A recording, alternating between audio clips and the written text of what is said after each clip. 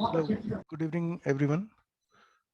बच्चों, एक बार जो कल मैंने क्वेश्चंस आपको घर के लिए दिए थे उनमें से किसी में डाउट्स है तो आप पूछ लीजिए, so that we proceed for the further round of theory.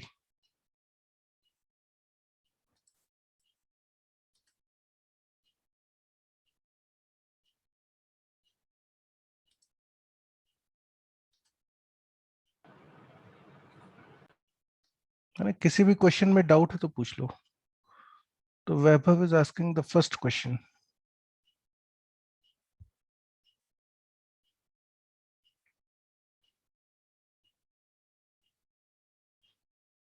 तो डायरेक्ट ही dy by dx वैल्यू आ जाएगी आपकी।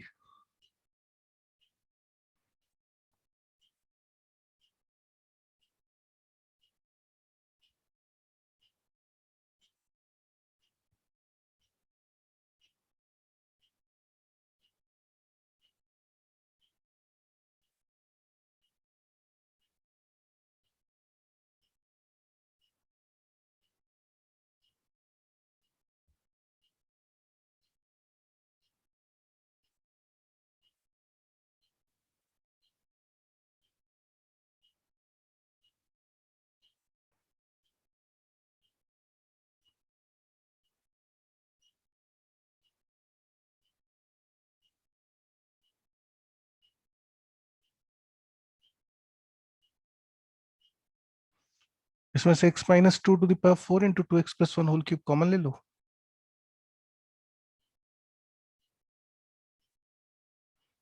तुम्हारे पास आ जाएगा 5 टाइम्स 2x प्लस 1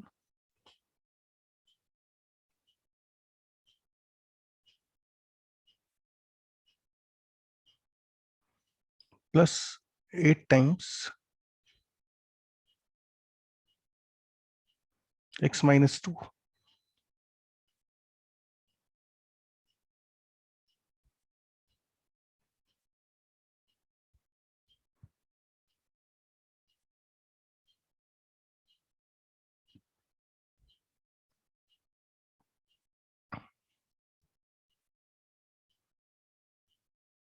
ठीक है, अब साइन स्कीम चेक कर लो इसकी।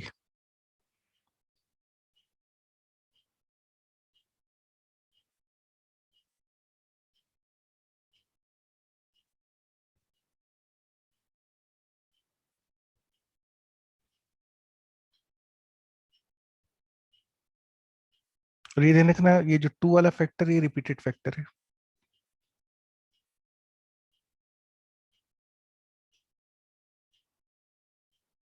ना। 2 इज अ रिपीटेड फैक्टर, तो इसके अबाउट साइन चेंज नहीं होगा। बाकी फिर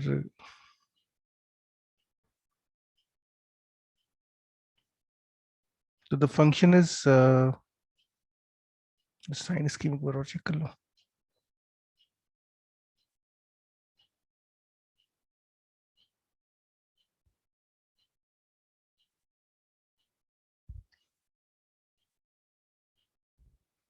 ठीक है, मतलब समझ में आ गया ना क्या करना है यहाँ से। तो वही आई गया आंसर। माइनस इन्फिनिटी से माइनस हाफ में इंक्रीज, माइनस हाफ से 11/18 decrease, and then 11/18 to infinity it is increasing. आप चाहो तो 2 पे रोक दो, चाहो तो पूरा कंटिन्यूएशन में लिख दो, एक ही बात है। 1163।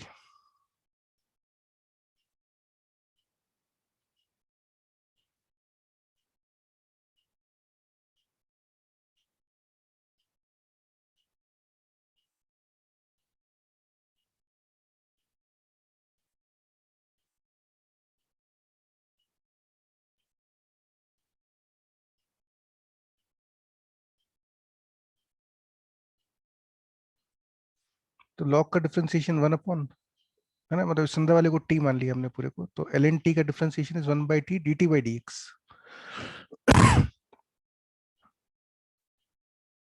एक्स का तो हो जाएगा 1। अब √1 + x² के लिए 1 + x² को थोड़ी देर के लिए टी मान लीजिए, तो √t हो गया। √t मतलब t⁻½ t⁻½ का डिफरेंशिएशन हुआ हाफ t⁻−½ मतलब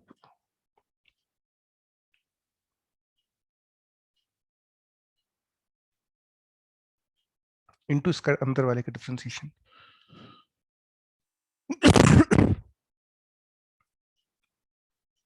इसमें बच्चों एलसीएम लोगे तो आपके पास आ जाएगा x प्लस √1 + x², ये तो पहले से ही था।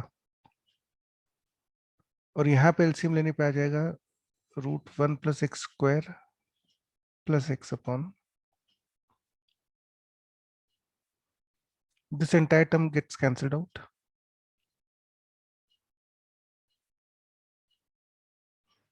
अब ये जो वैल्यू है 1/√1 + x², ये वैल्यू हमेशा ग्रेटर देन 0 ही आएगी, स्क्वायर रूट की वैल्यू नेगेटिव आ नहीं सकती। तो इसका मतलब therefore fx is increasing for all x belonging to real numbers। ठीक है। अच्छा, इसमें आंसर में कई बार एक टर्म यूज करते हैं ये लोग, मोनोटोनिक। तो ये जो बच्चों वर्ड होता है मोनोटोनिक, इसका मतलब होता है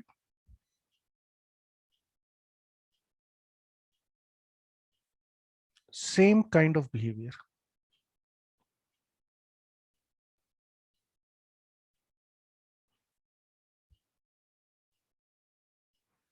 मतलब मोनो वर्ड मतलब हुआ वन, मोनो मतलब वन, तो मोनोटोनिक मतलब one kind of a behaviour. जैसे अगर फंक्शन लगातार इंक्रीज कर रहा है तो हम बोल सकते हैं मैथमेटिकली कि the function is monotonically increasing, it is monotonically increasing. जैसे ln x के लिए हम बोल सकते हैं मैथमेटिकली ln x इज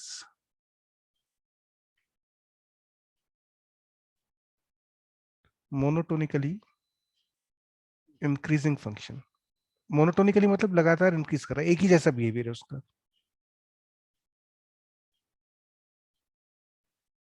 ठीक है, फिर आप लोग में से एक डाउट और है 64 तो मैंने लास्ट टाइम शायद बता भी दिया था आपको काफी, चलो मैं कर देता हूँ फिर भी।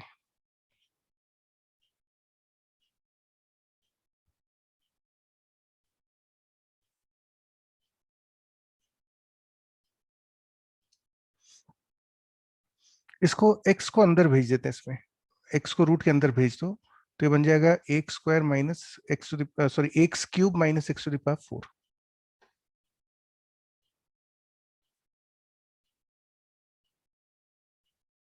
And then we assume that let fx is equal to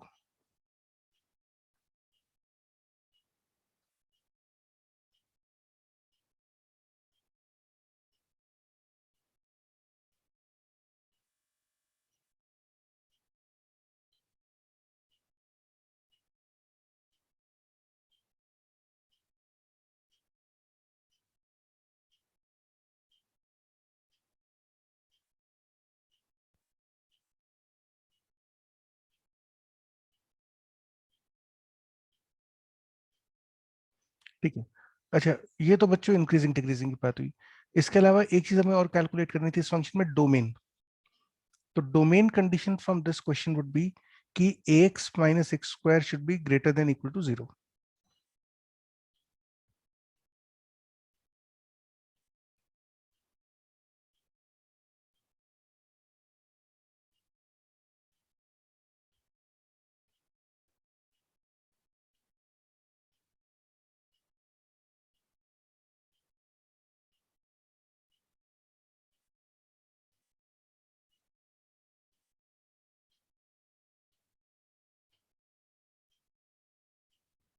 तो इस फंक्शन की जो डोमेन है that is 0 to a, domain 0 से लेकर a तक है। तो अगर हम यहाँ पे पॉइंट a मार्क करें तो डोमेन इसकी जो आ रही है फंक्शन की यहाँ से लेकर यहाँ तक आ रही है। तो अब देख सकते हो, अब 0 से लेकर 3a/4 तक the function will increase and 3a/4 to a the function will decrease. बाकियों में मैंने लिखा नहीं है डोमेन वाज रियल नंबर्स, तो मैंने बाकी में कुछ लिखा नहीं फिर। और बच्चों किसी में डाउट यहाँ तक? तो आई अब आपको बच्चों क्या करना है कि ये जो अपकमिंग कल इवनिंग में शाम को 5 बजे तक you have to submit this assignment, है ना, इंक्रीजिंग डिक्रीजिंग का और एक ट्रांसफॉर्मेशंस। तो मेक श्योर कि आप ये सबमिट कर दीजिए, ग्राफिकल ट्रांसफॉर्मेशंस वाला असाइनमेंट और एक इंक्रीजिंग डिक्रीजिंग का असाइनमेंट सबमिट कर दीजिएगा संडे तक। ठीक है, कल 5 बजे तक का टाइम है आपके पास। नहीं आएगा तो फिर I won't be allowing you for the class. तो चलो अब बच्चों आगे चलते हैं। लास्ट टाइम पे हम लोगों ने देखा था कि फंक्शन इज इंक्रीजिंग यदि उसका डेरिवेटिव पॉजिटिव होता है, और इक्वल टू जीरो भी हो सकता है, इंक्रीजिंग के केस में greater than equal to zero भी होता है, लेकिन equality should hold at discrete points only, not in the continuous interval. Increasing function मतलब होता है सिंपल सा कि ग्राफ ऊपर जाएगा। तो यदि कोई फंक्शन ए से बी तक इंक्रीज कर रहा है, तो इसका मतलब हुआ ग्राफिकल सेंस में कि फंक्शन का जब हम ग्राफ बनाएंगे तो ए से बी तक जाते समय हमको ग्राफ को ऊपर की तरफ लेके जाना पड़ेगा, ठीक है। इसके अलावा एफ डैश एक्स से हमको एक और चीज जो पता चली थी, that was slope of the tangent. तो बेसिकली एफ डैश एक्स का जो दो एप्लीकेशन हमने देखे हैं अभी फर्स्ट डेरिवेटिव से,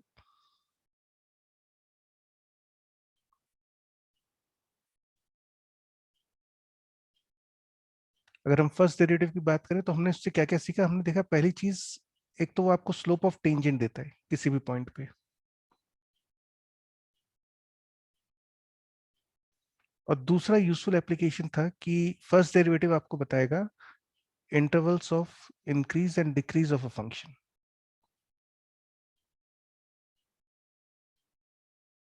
और इनफैक्ट ये भी ध्यान रखिएगा कि कन्वर्स भी ट्रू है। कन्वर्स ट्रू होने का मतलब हुआ कि यदि कोई फंक्शन ए से बी में इंक्रीज करता है तो हम बोल सकते हैं कि उस फंक्शन का फर्स्ट डेरिवेटिव पॉजिटिव रहा होगा, ठीक है। तो मतलब जो जनरलाइजेशन है इसका, दैट इज कि if F x is increasing, या एफ एक्स नहीं बोलते, फंक्शन ही बोल देते हैं, if function is increasing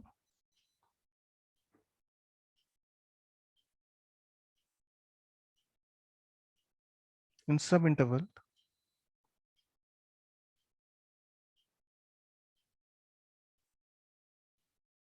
then we can claim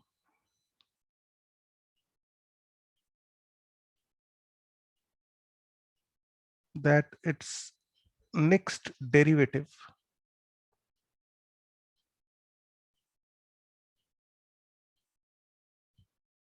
is positive.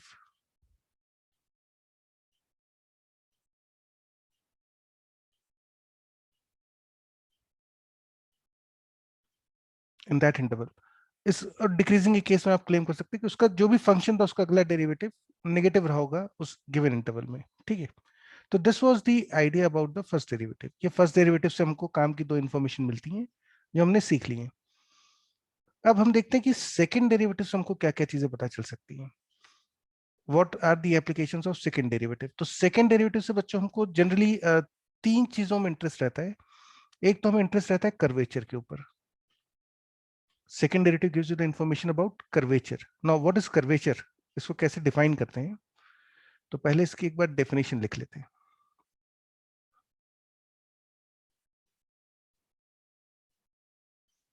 Curvature, तो basically curvature measures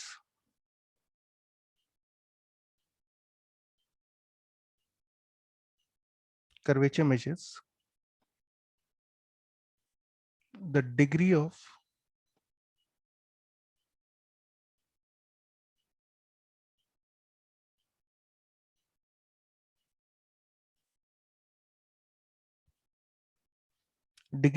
बेंडनेस in the curve. मतलब कर्व कितना ज्यादा बेंड होगा या कर्व में कितनी बेंडिंग है, ये चीज आपको कर्वेचर से पता चलती है। कर्वेचर एक्चुअली बता भी रहा है, कर्व वर्ड का यूज हो रहा है इसके अंदर। तो मतलब एक स्ट्रेट लाइन जो होती है उसका कर्वेचर जीरो होता है। मतलब let's consider this particular figure now. Curvature की डेफिनेशन क्या है कि it measures the amount of या degree of bendness in the curve. Curve कितना ज्यादा बेंड हो रहा है, ठीक है। तो आइडियली बच्चों क्या होता है कि जो स्ट्रेट लाइन होती है आपकी, if this is a straight line, तो इसका हम बोलते हैं कि इसका कर्वेचर जीरो है। स्ट्रेट लाइन का कर्वेचर है जीरो।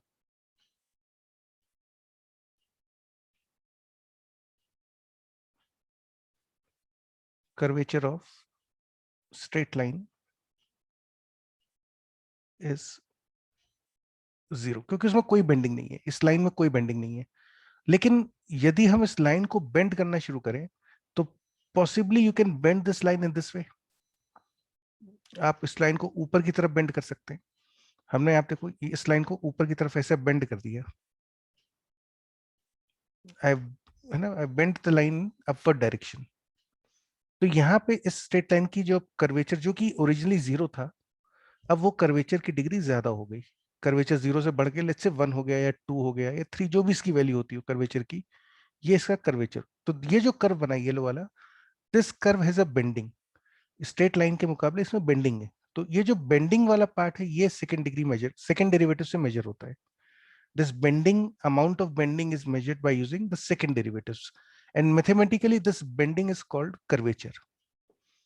तो अगर आपके पास एक कर्व है, लेट्स से येलो वाला एक कर्व है और एक ब्लैक वाला कर्व है, ये स्ट्रेट लाइन है, तो हम बोलते हैं कि येलो वाले कर्व का कर्वेचर ज्यादा है, ब्लैक वाले कर्व का कर्वेचर 0 है। अच्छा, now another argument can be कि भाई हम इसको ऊपर की तरफ ही क्यों बेंड करें लाइन को, हम लाइन को नीचे की तरफ भी बेंड कर सकते हैं। तो अगर आप इस लाइन को नीचे की तरफ बेंड कर देंगे, तो इन that case this line would look like this. मतलब इसको अगर हम नीचे की तरफ बेंड करते हैं तो आप देखो अब ये ऐसे दिखेगी। अभी आपने इसको नीचे की तरफ बेंड कर दिया इस तरह से।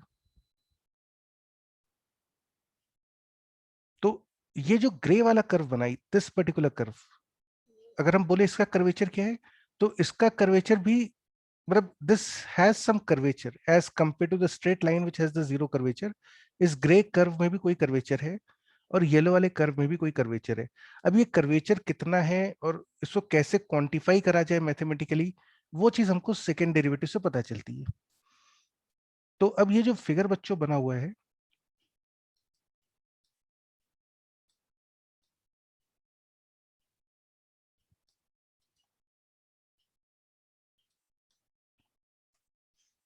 ये जो एक फिगर बना हुआ है, तो यहाँ पे हम मैथमेटिकली क्या बोलते हैं कि curvature of the straight line is 0।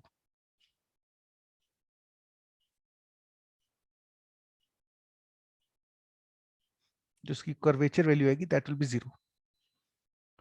ये जो ऊपर ब्लू में दो कर्व्स बने हैं, इनमें आपने इस स्ट्रेट लाइन को ऊपर की तरफ बेंड करा होगा। लाइन को ऊपर की तरफ बेंड करेंगे तो ब्लू वाले कर्व्स आएंगे। Mathematically these kind of shapes are called, इस शेप, इन दोनों शेप को बोलते हैं कॉनकेव अपवर्ड्स। कॉनकेव मतलब आपने बेंड कर दिया और अपवर्ड डायरेक्शन में बेंड कर दिया, तो दिस इज कॉनकेव अपवर्ड। पुरानी लैंग्वेज में इसको कॉनकेव बोलते थे, सिर्फ कॉनकेव। लेकिन आजकल मतलब नया जो टर्मिनोलॉजी यूज हुई है उसमें इसको कॉनकेव अपवर्ड्स बोलते हैं। ये जो ऑरेंज वाले कर्व्स हैं आपके, इनमें स्ट्रेट लाइन को हमने नीचे की तरफ बेंड करा है। तो these kind of curves are called concave downwards.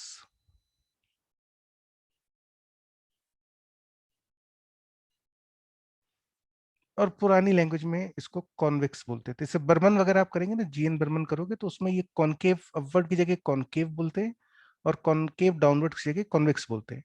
But JEE में ये वाली नोटेशन यूज होगी। These notations are used in JEE, concave upward and concave downwards. और ओल्डर बुक्स जो होती हैं उनमें आपको कॉनकेव और कॉन्वेक्स मिलेगा। तो कर्वेचर बच्चों जो है वो जनरली दो तरह का होता है। The curvature is of two types.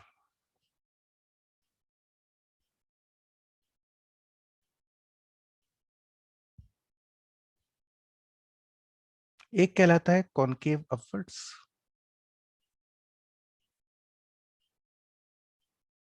और एक कहलाता है कॉनकेव डाउनवर्ड्स। कॉनकेव अपवर्ड्स मतलब कि आपने कर्व को ऊपर की तरफ बेंड करा हुआ है, और कॉनकेव डाउनवर्ड्स मतलब आपने कर्व को नीचे की तरफ बेंड करा है। तो this is a typical concave upward shape and this is concave downward shape. ठीक है।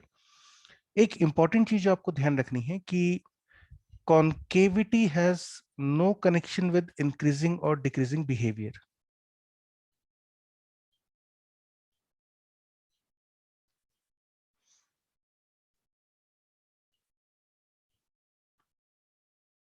Concavity has no connection with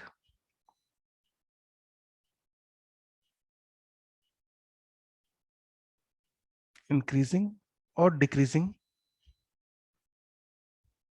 behavior of the function.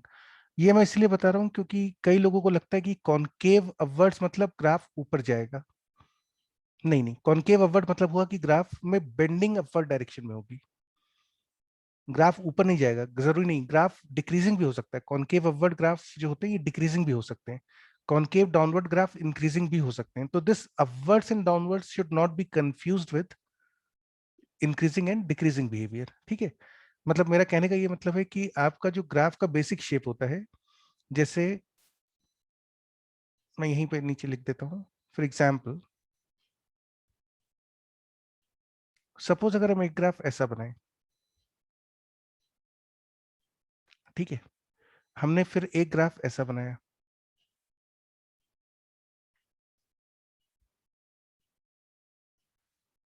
फिर हमने एक ग्राफ ऐसा बना दिया, और हमने एक ग्राफ इस तरह से बनाया, ठीक है। तो suppose there are four graphs A, B, C and D. यदि आप पहले वाले ग्राफ को देखेंगे तो आप मुझे बच्चों बता सकते हैं कि ए बी सी डी में अगर हम देखें तो out of this four graphs A B C D which graphs are concave upwards, concave upwards graph कौन से हैं एबीसीडी में से, चैट बॉक्स में टाइप करके बताइए। Out of the four graphs A B C D which graphs are concave upwards.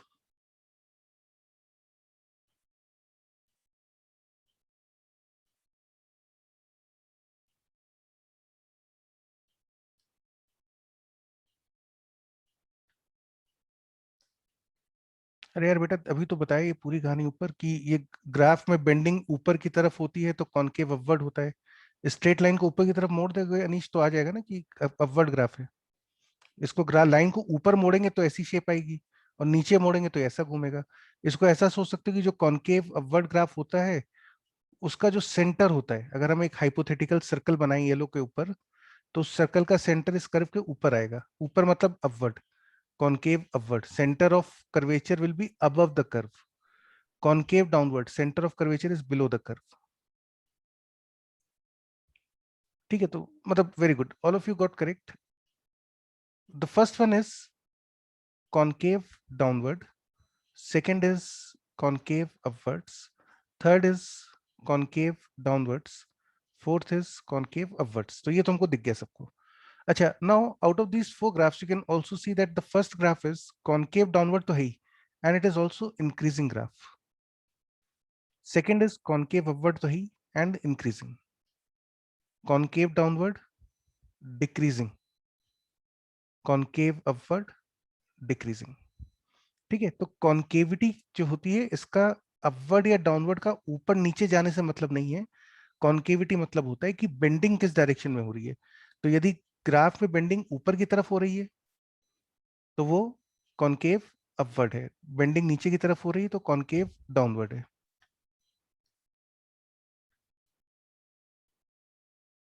ठीक है। तो कॉन्केविटी वर्ड मतलब होता है कि कर्वेचर को ही कॉन्केविटी बोलते हैं, और दो तरह के कर्वेचर्स होते हैं, concave upward shape, concave downward shape.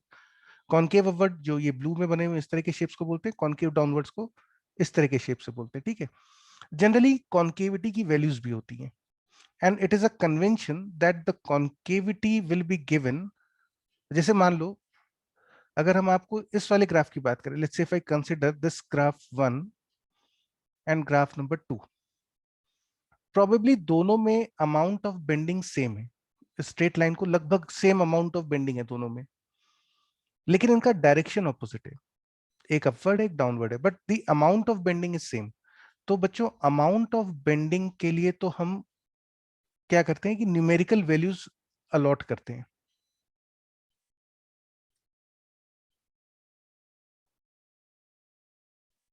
Anish is asking sir vertical line का कॉन्केव अपवर्ड और कॉन्केव डाउनवर्ड क्या होंगे। बेटा वर्टिकल लाइन फंक्शन ही नहीं है, ये तो फंक्शंस की बात हो रही है ना, फंक्शंस कॉन्केव अपवर्ड या डाउनवर्ड की हम बात कर रहे हैं।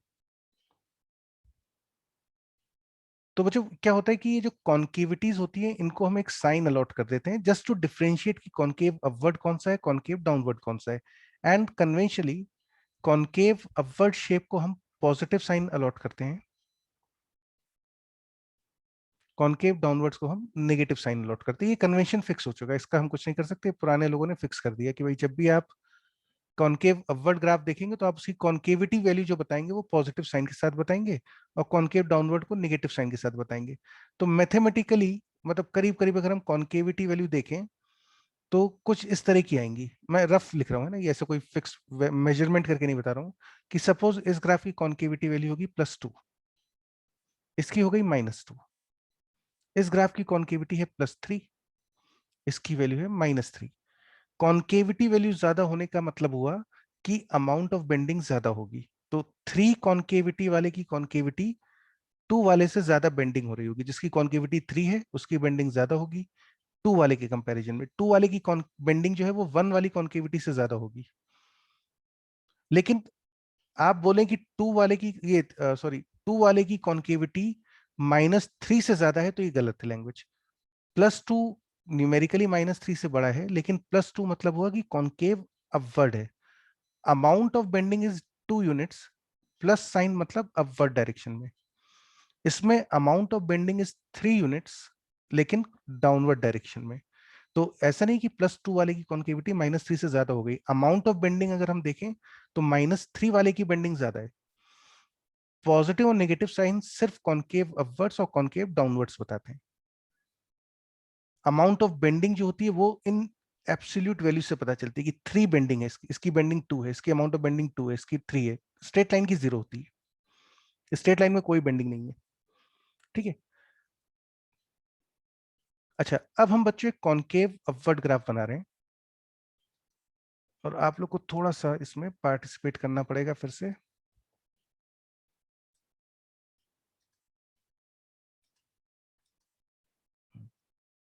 तो let's say I draw a concave upward graph.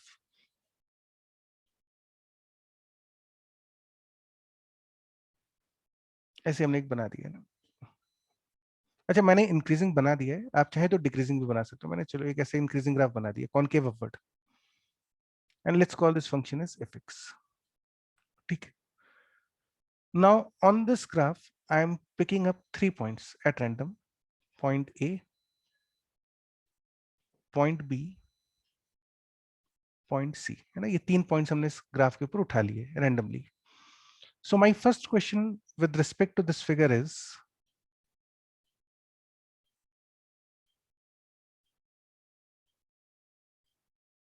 slope of tangents at ABC will be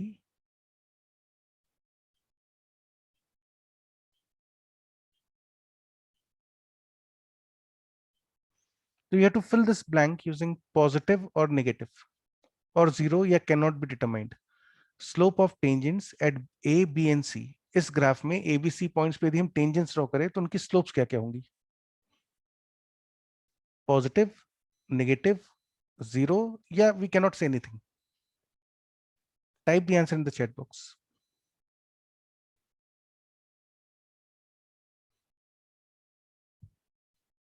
excellent. तो all of us know that this value will be positive value, है ना, क्योंकि एक्यूट एंगल बनेगा टेंजेंट तो।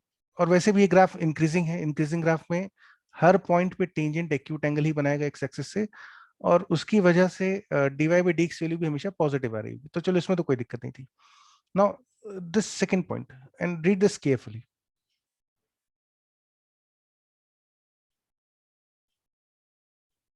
Late MA, MB, MC denote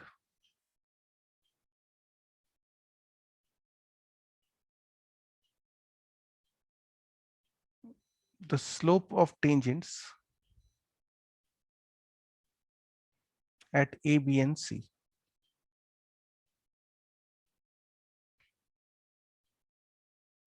respectively. ठीक है। तो बच्चों, ए पे जो टेंजेंट बनाएंगे उसकी स्लोप है MA, फिर MB, फिर MC। Then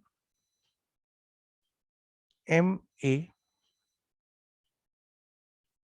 will be smaller than MB, will be smaller than MC. Think about this carefully. Is this true or false? बहुत सोच के बताइएगा। ध्यान रखना कि अगर हम इस फंक्शन की बात करें, if I talk about the function, fx is equal to 10x, then the value of f dash x is sec square x, which is greater than equal to 0, है ना? f dash x की value sec square x है, which is greater than equal to 0. That implies fx is increasing function. So therefore, if theta increases, then tan theta will increase, है ना? ये हमेशा ध्यान रखिएगा, कभी भी अगर थीटा इंक्रीज होगा, लाइन का angle with x axis increase होगा, तो tan थीटा की वैल्यू इंक्रीज होगी. क्यों इंक्रीज होगी? क्योंकि tan x is an increasing function. Input बढ़ाने पे उसका आउटपुट बढ़ता है. तो बहुत सोच के जरा टाइप करिए चैट बॉक्स में कि slope of tangent at A B and C में मैंने एक कंडीशन लिखी है, is this condition true or false? और ये बहुत आसानी से चेक कर सकते हो. आपको सिंपली क्या करना है, ए पे टेंजेंट बना के देख लो. Let's draw the tangent at A,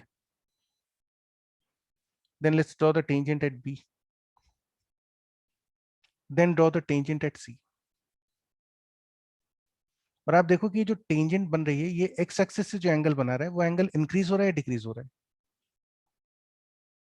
is this angle increasing और decreasing? Think about this carefully. यहाँ पे जो एंगल है थीटा 1, यहाँ पे एंगल है थीटा 2, यहाँ पे एंगल है थीटा 3. तो it is not tough to observe that the angles at A B and C will increase. Tangent का जो एंगल होगा ए बी सी पे, वो इंक्रीज कर रहा है. ए पे जो टेंजेंट बनेगा वो एक्स एक्सिस से कम एंगल बनाएगा. बी पे जो एंगल बनेगा टेंजेंट का वो ज्यादा होगा, सी वाला एंगल और ज्यादा होगा. ठीक है? तो by this argument I can definitely claim that the statement is true. ठीक है? यहां तक सबको समझ में आ गया? And therefore now comes the third point. इसका लॉजिक क्या बच्चों हमने समझा था? The logic was the statement was true because angle made by theta, angle made by tangent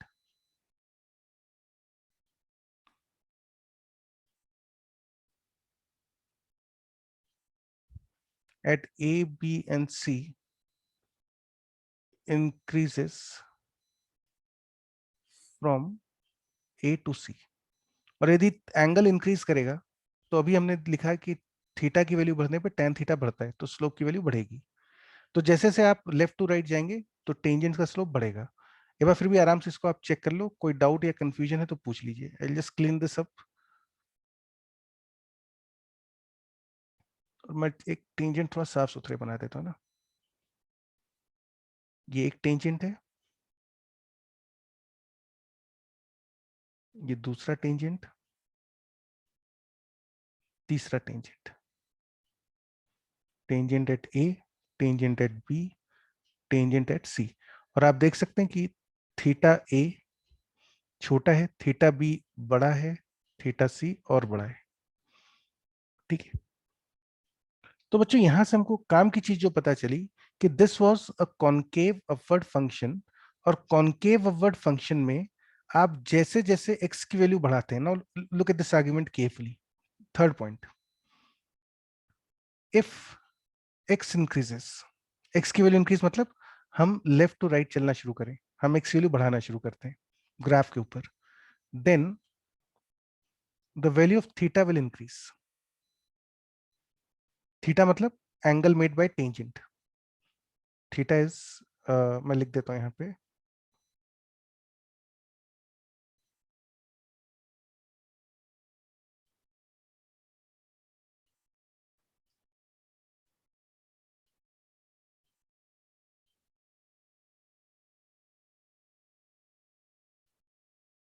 ठीक है?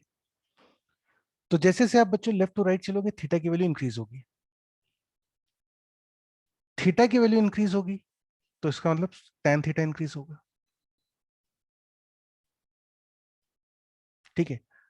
tan थीटा इंक्रीज होने का मतलब हुआ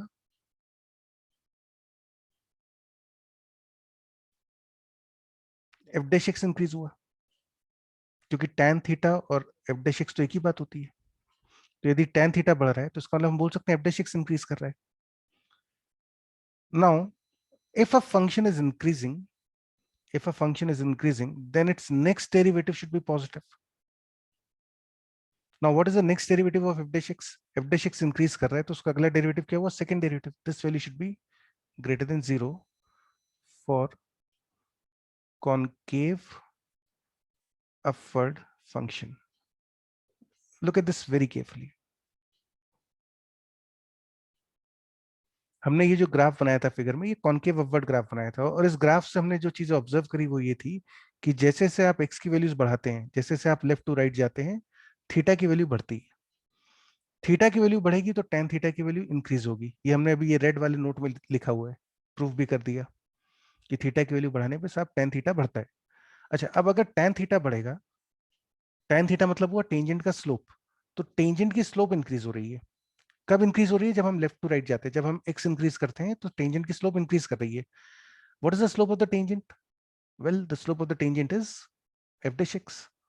तो जब आप एक्स को इंक्रीज कर रहे हैं तो इसका मतलब एफ डैश एक्स इंक्रीज हो रहा है. और कोई भी फंक्शन यदि इंक्रीज होता है तो उसका नेक्स्ट डेरिवेटिव पॉजिटिव होता है. अभी मैंने देखो यहाँ ऊपर भी लिखवाया था ये चीज, ग्रीन में देखो इस चीज को. If a function is increasing in some interval, then we can claim that its next derivative is positive in that interval. So because f dash x is increasing, therefore f double dash x should be positive for concave upward function. ठीक है. In the same way, अब बच्चों अब हम एक function लेते हैं जो कि कॉन्केव डाउनवर्ड है.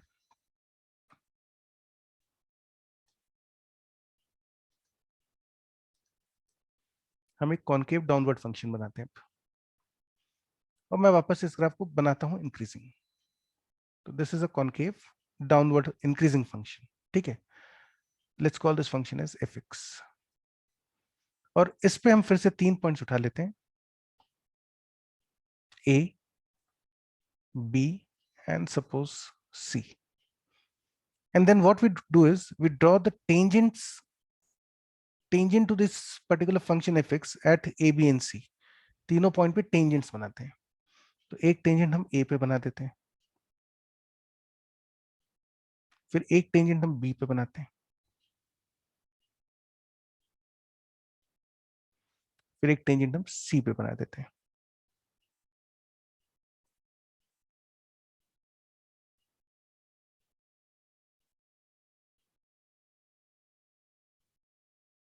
कुछ इस तरह से. ठीक है. तो this is tangent at c, tangent at b, tangent at a. And we observe the angles. हम देखते हैं कि जैसे से हम लेफ्ट टू राइट जाएं, when I move from a to c, so my first statement is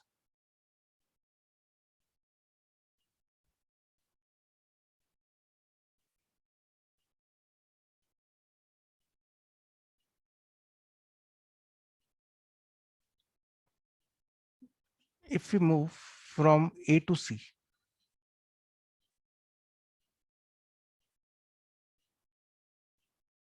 then the slope of the tangents,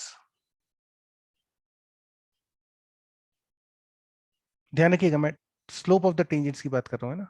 then the slope of the tangents will increase or decrease. Think about this carefully. Type the answer in the chat box. यदि हम a से c की तरफ जाएंगे तो जो तीन tangents बने T A, T B and T C, इनकी स्लोप्स कम हो रही होंगी या ज्यादा हो रही होंगी. ध्यान रखिएगा टेंजेंट का स्लोप सीधे मेजर नहीं कर पाओगे. टेंजेंट की स्लोप जो होती है वो एंगल पे डायरेक्टली डिपेंड करती है. यदि एंगल कम हो रहा है विद एक्स एक्सिस तो इसका मतलब स्लोप कम हो रहा होगा.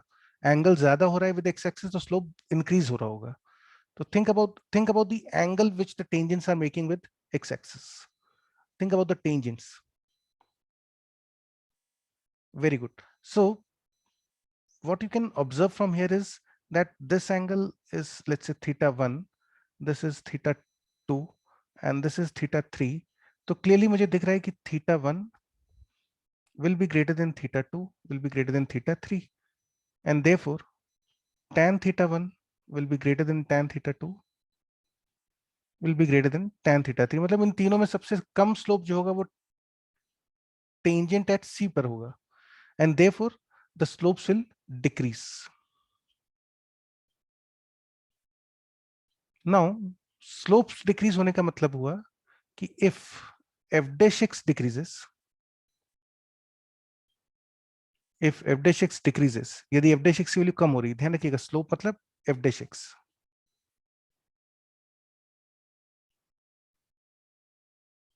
so because the slope is decreasing, मतलब f dash x is decreasing, then what is the value of, yeah, what is the sign of f double dash x? Type the answer in the chat box. Should it be positive or should it be negative? एक function decrease कर रहा है तो उसका अगला derivative क्या होगा?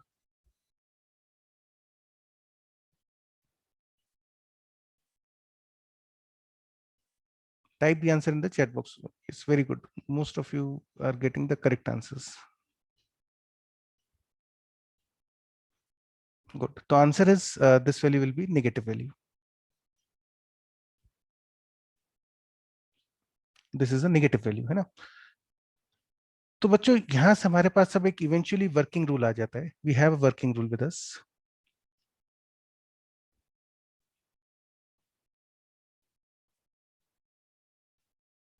ये वर्किंग रूल किस चीज के लिए है? This is to find the intervals of concavity, है ना? तो स्टेप वन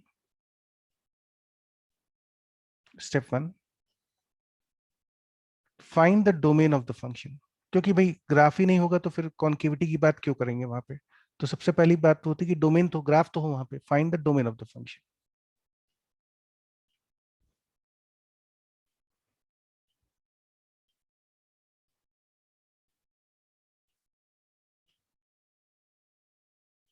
ठीक है.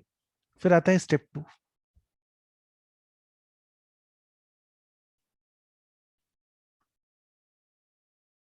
Find F double dash x.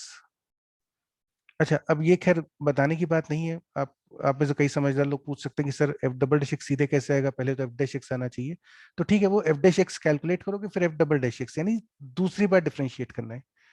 F x होगा, उससे एफ डैश एक्स निकालिए, फिर एफ डबल डैश एक्स निकाल लीजिए, है ना? Find F double dash x.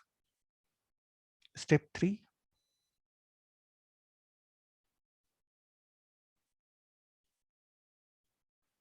check the sign scheme of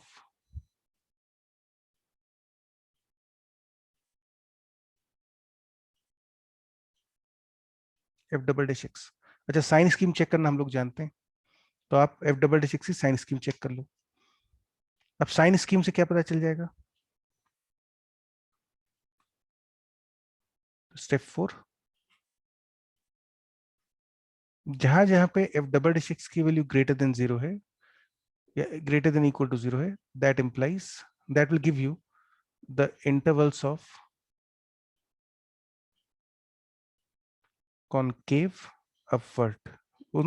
उस इंटरवल में फंक्शन कॉनकेव अपवर्ड होगा. क्यों होगा? अभी आप लोगों ने मुझे थोड़ी देर पहले लॉजिकली सोच के बताया था कि सर यदि एफ डबल डैश एक्स की वैल्यू पॉजिटिव हो रही है ना, look at this highlighted part, कि if F double dash X is greater than 0 then the function should be concave upward. ये चीज अभी हम लोगों ने थोड़ी देर पहले ऊपर आप ही लोगों ने बताई थी. मतलब ये तो लॉजिकली आप ही लोगों ने डिड्यूस कर लिया था कि यदि सेकंड डेरिवेटिव पॉजिटिव होगा तो ग्राफ कॉनकेव अपवर्ड होना चाहिए. और इसी तरह से यदि फंक्शन कॉनकेव डाउनवर्ड है तो सेकंड डेरिवेटिव की वैल्यू नेगेटिव होनी चाहिए. तो इन्हीं को हम डायरेक्टली टूल की तरह यूज कर रहे हैं कि यदि एफ डबल डैश एक्स आपका ग्रेटर देन इक्वल टू 0 है तो that will give you the intervals of concave upward, and F double dash X less than equal to 0 will give you the intervals of concave downwards. concave downwards. ठीक है. तो बच्चों अगर ये सब कुछ समझ में आ गया है, concave upward, concave downward, curvature का मतलब, कैसे सेकंड डेरिवेटिव से हम इनको कैलकुलेट कर रहे हैं, तो एक बार जल्दी से यस टाइप कर दीजिए so that we move to some problem solving part. If this concept is clear to all of you, ध्यान रखिए कुछ रटना नहीं है. फर्स्ट डेरिवेटिव आपको क्या क्या बताएगा? टेंजेंट की slope, increasing decreasing behaviour. Second derivative आपको क्या बताएगा? कॉनकेव अपवर्ड है या कॉनकेव डाउनवर्ड है, किस इंटरवल में कॉनकेव अपवर्ड है, किस इंटरवल में कॉनकेव डाउनवर्ड है, ये चीज आपको सेकंड डेरिवेटिव से पता चलेगी. And again all these concepts are valid only for the functions. Function relations के लिए ये सब चीजें बात हो रही है. तो चलो let's take a simple exam. मैं सबसे पहले एक छोटा सा क्वेश्चन करवा रहा हूं आपसे. This is example number 1.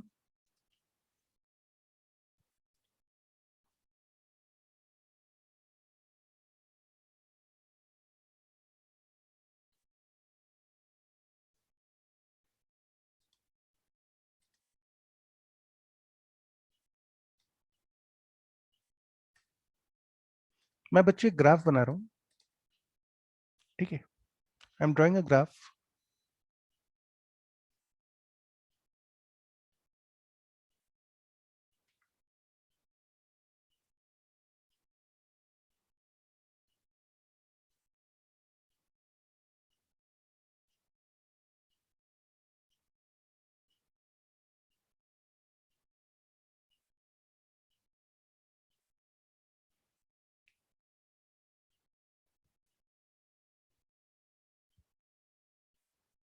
मैंने इस तरह से ग्राफ बना दिया. ठीक.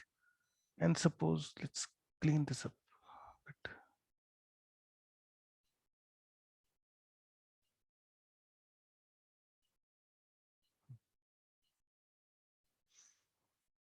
Suppose this is T1,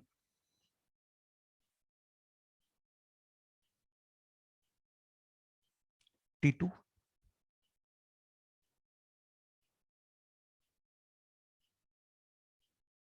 T3, T4,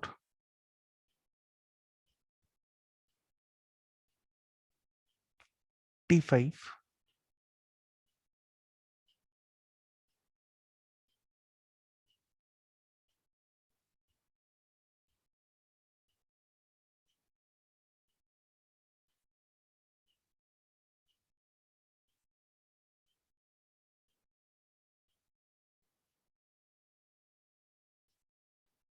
T10, है ना. तो बच्चों ये एक मैंने फंक्शन का ग्राफ बना दिया y equal to F X का. ध्यान रखिएगा ये T9 to T10 is a straight line. This portion is straight line. ठीक है. Now my question is,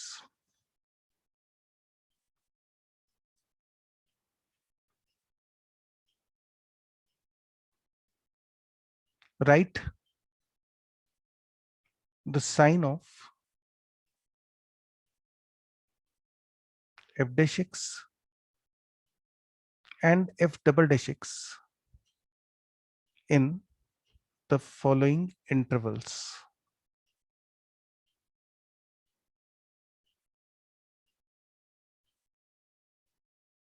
in the following intervals. तो बच्चों मैं कुछ इंटरवल्स लिख रहा हूं यहाँ पे. आपको सिर्फ ये बताना है कि उन इंटरवल्स में what is the sign scheme of, मतलब what are the signs of positive और negative F dash X and F double dash x.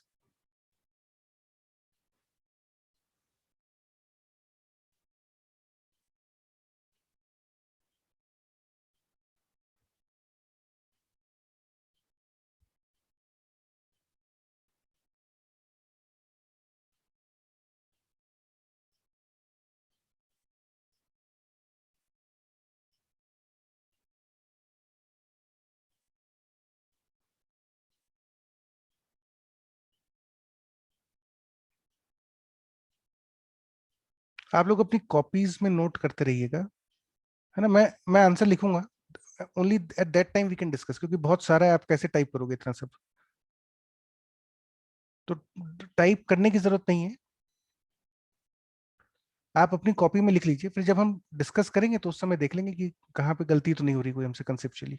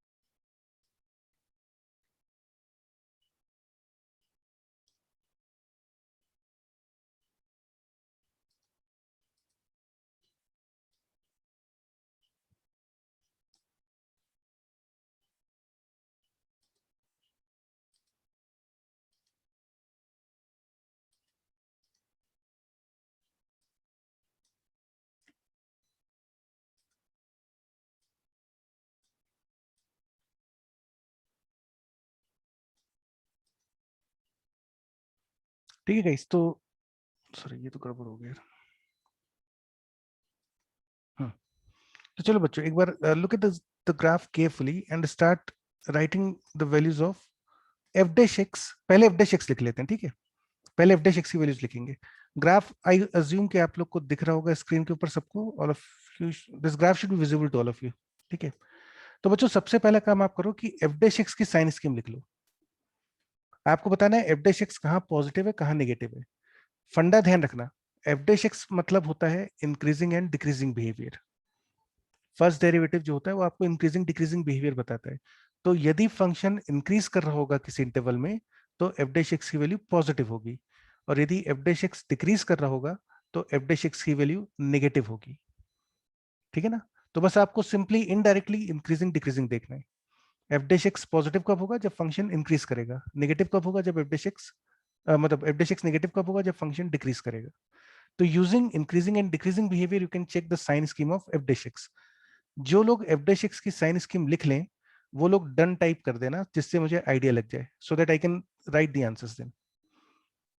तो जैसे आप एफ डैश एक्स की साइन स्कीम लिख लें सभी इंटरवल्स में तो डन लिख दीजिएगा।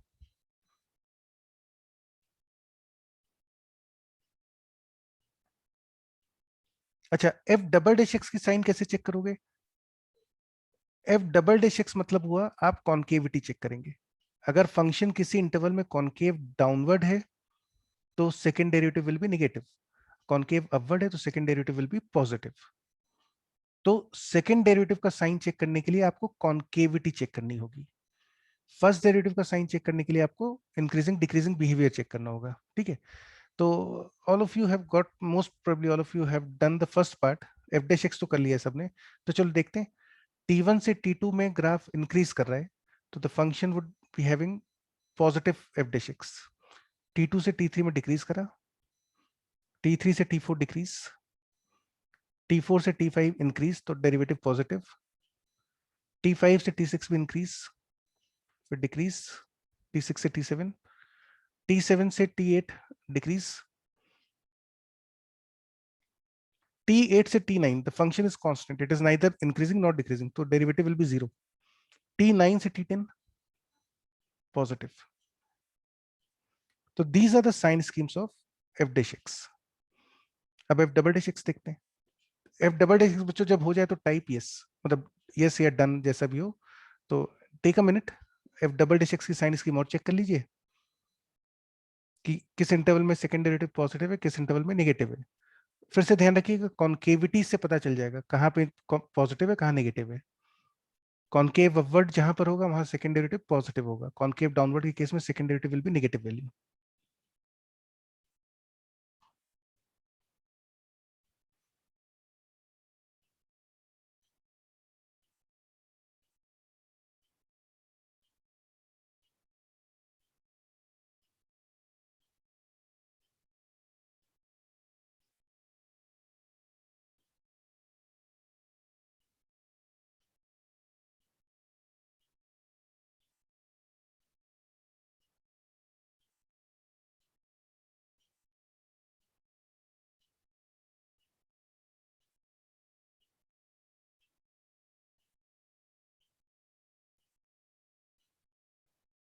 चलो बच्चों देखो, T1 से लेकर T2 तक function is concave downward, T2 से T3 में भी इट इज कॉन्केव डाउनवर्ड तो नेगेटिव।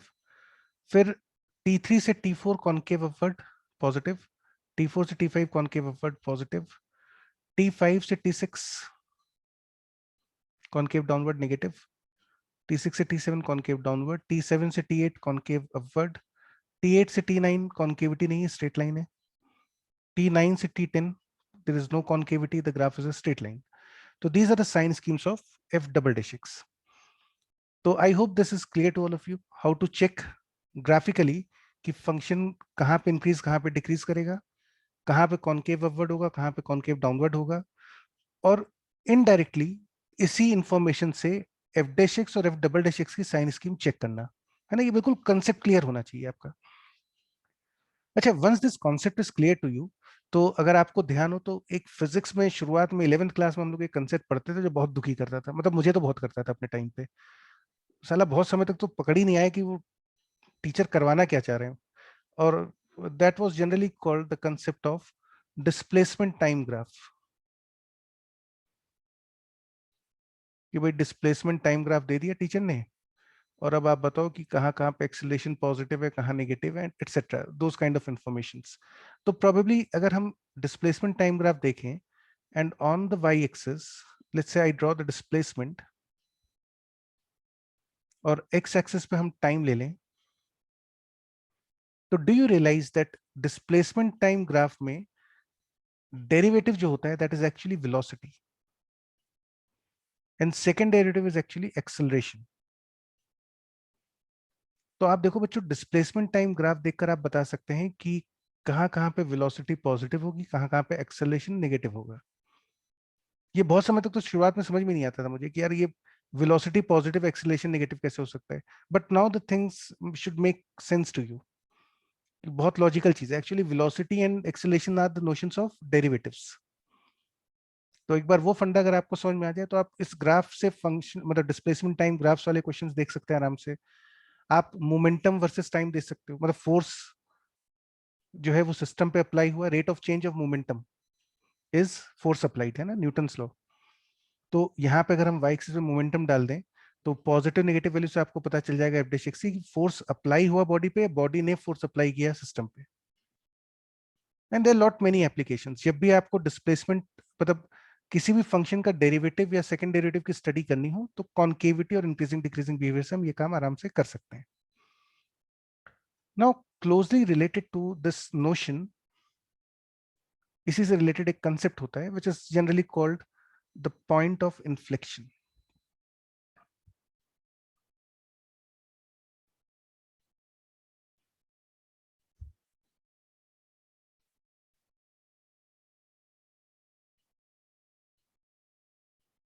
Point of inflection. तो पॉइंट ऑफ इन्फ्लेक्शन क्या होता है? These are the points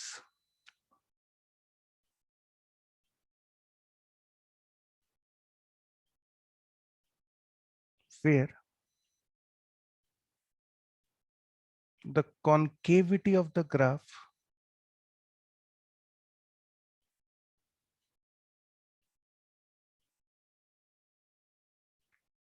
changes from upwards to downwards and vice versa.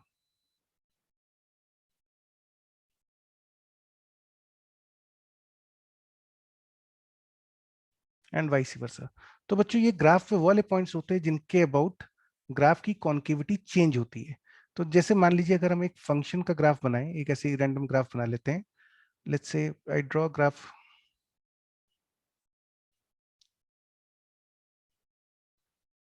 हमने इस तरह से ग्राफ बना दिया, ठीक है.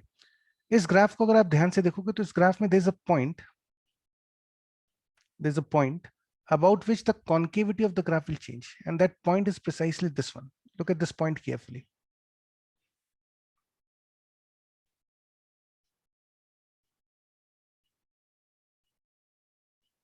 इस पॉइंट को ध्यान से देखिए. इस पॉइंट के ठीक पहले, पॉइंट पी के ठीक पहले, पॉइंट पी के ठीक पहले the function is concave downward. Point P के ठीक बाद the function is concave upward. Concavity change हो गई है, डाउनवर्ड से अपवर्ड हो जाए, अपवर्ड से डाउनवर्ड हो जाए, ऐसे पॉइंट्स को बोलते हैं पॉइंट ऑफ इन्फ्लेक्शन. तो यहाँ before P the graph is concave downward, P के बाद इट इज कॉन्केव अपवर्ड. तो ये जो पॉइंट पी है जिसके अबाउट कॉन्केविटी चेंज हुई, पी को बोलते हैं कि ये पॉइंट ऑफ इन्फ्लेक्शन है. Point of inflection. और अभी शुरुआत के समय पे आप ध्यान रखिएगा कि जो फंक्शंस आप पढ़ेंगे शुरुआत में, अभी ये सारी चीजें बच्चों बाद में वापस आएंगी. इनफैक्ट यदि आप एनसीईआरटी देखोगे, तो ये जो हम पढ़ रहे हैं, ये आपका एनसीईआरटी के आगे के चैप्टर्स हैं, ये कहलाते हैं एप्लीकेशन ऑफ डेरिवेटिव्स.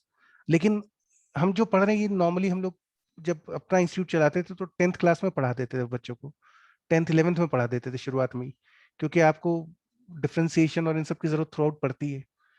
तो वैसे ये आपके 12th का सिलेबस है. This chapter is called application of derivatives. ये एनसीईआरटी में दिया होगा, मतलब एक बेसिक आइडिया आपको वहां पे मिल जाएगा. अभी हम एप्लीकेशन और डेरिवेटिव्स नहीं पढ़ रहे, वो बाद में पढ़ेंगे डिटेल में. अभी मैं आपको सिर्फ एक इंट्रोड्यूस कर रहा हूँ चीजों से, ये सब टर्म्स हैं, पता होने चाहिए क्या होते हैं। तो पॉइंट ऑफ इन्फ्लेक्शन कौन सा पॉइंट हुआ जिसके about concavity of the graph is changing, और मैथमेटिकली यदि बच्चों आप पॉइंट पी को ध्यान से देखोगे तो सेकेंड डेरिवेटिव का साइन चेक करना, पी से पहले सेकेंड डेरिवेटिव नेगेटिव हो रहा होगा और फिर ये वैल्यू नेगेटिव होते होते धीरे धीरे पॉजिटिव में बदल जाएगी। जब कोई वैल्यू नेगेटिव से पॉजिटिव में बदलेगी तो जाहिर सी बात है कि बीच में कहीं ना कहीं जीरो भी बनी होगी। तो इन्फ्लेक्शन पॉइंट पर एफ डबल डैश एक्स की वैल्यू इक्वल टू जीरो होती है। शुरुआत में अभी इसको थोड़े समय के लिए याद कर लीजिए, हालांकि बाद में हम इसको थोड़ा सा मॉडिफाई करेंगे। अभी वो सारे मॉडिफिकेशन बताऊंगा तो फिर आप इन्फ्लेक्शन पॉइंट भूल के बेकार की चीजों पे दिमाग लगाने लग जाओगे, तो मैं वो नहीं चाहता। अभी मैं चाहता हूँ बस पॉइंट ऑफ इन्फ्लेक्शन का एक आइडिया हो, आगे से कभी टर्म यूज हो केमिस्ट्री में फिजिक्स में कि ये पॉइंट ऑफ इन्फ्लेक्शन है, तो आपको पता हो कि हाँ भाई इस पॉइंट के अबाउट कॉन्केविटी चेंज हो रही है और यहाँ पे सेकेंड डेरिवेटिव की वैल्यू जीरो होती है। जैसे मान लीजिए फॉर एग्जाम्पल, अगर हम एफ एक्स की बात करें, f x is equal to x cube, तो एफ डैश एक्स की वैल्यू आती है 3x² है ना, एफ डैश एक्स की वैल्यू आ गई 3x²। मुझे दिख रहा है कि this value is always greater than equal to zero, तो इसका मतलब हुआ कि graph of f x will be increasing, increasing graph. हालांकि मुझे एक्स क्यूब का ग्राफ रटा होगा, लेकिन वो बना कैसे था मैं अब उसके ऊपर आ रहा हूँ कि एफ एक्स का इक्वल टू एक्स क्यूब का यदि ग्राफ बनाना है तो मैंने सबसे पहले एफ डैश एक्स निकाला, मुझे पता चला कि भाई 3x² आ रहा है और ये value greater than equal to zero, इसका मतलब ग्राफ एक इंक्रीजिंग ग्राफ होगा। उसके बाद हमने सेकेंड डेरिवेटिव निकाला, सेकेंड डेरिवेटिव की वैल्यू आती है 6x, और यदि हम इसकी साइन स्कीम चेक करें सेकेंड डेरिवेटिव की, तो ये जीरो हो गया, यहाँ पॉजिटिव यहाँ नेगेटिव। इसका मतलब हुआ कि graph is concave upward in 0 to infinity and the graph is concave downward in minus infinity to 0, and also x equal to 0 is point of inflection because second derivative की value वहां पे 0 हो जाएगी। तो ये बच्चों आपका पॉइंट ऑफ इन्फ्लेक्शन हो गया, ठीक है। और यदि इसका अब आप ग्राफ सोचेंगे तो दिख भी जाएगा कि क्यों बना इस तरह का। आप देखो ये ग्राफ इंक्रीज करता है, माइनस इन्फिनिटी से जीरो में कॉन्केव डाउनवर्ड होना चाहिए, माइनस इन्फिनिटी जीरो में कॉन्केव डाउनवर्ड लेकिन इंक्रीज करेगा, जीरो के बाद कॉन्केव अपवर्ड लेकिन इंक्रीज करेगा, जीरो पे इन्फ्लेक्शन पॉइंट। इन्फ्लेक्शन पॉइंट की एक और खास बात होती है कि जब आप टेंजेंट बनाते हैं इन्फ्लेक्शन पॉइंट पे,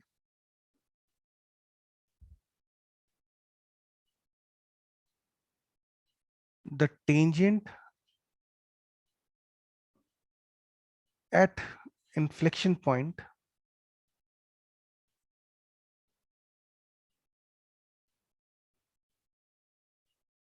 cuts the graph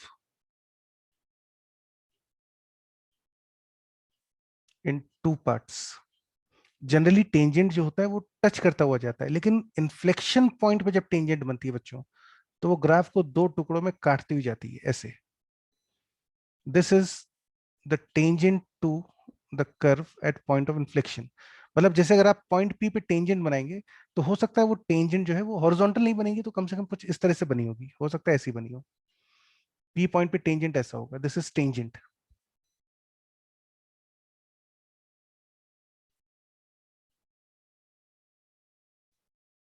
तो इन्फ्लेक्शन पॉइंट पे जो टेंजेंट बनते हैं वो ग्राफ को कट करते हुए जाते हैं, ठीक है। ये एक बेसिक आइडिया है इन्फ्लेक्शन पॉइंट का।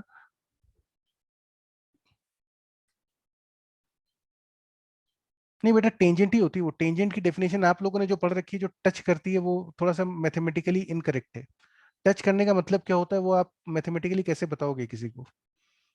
What is meant by touching, मतलब टच करने का क्या मतलब है? तो वो वर्ड जो होता है ना मैथ्स में, क्या है, ऐसे वर्ड से नहीं चलती चीजें, मैथ्स में डेफिनेशन क्लियर होनी चाहिए।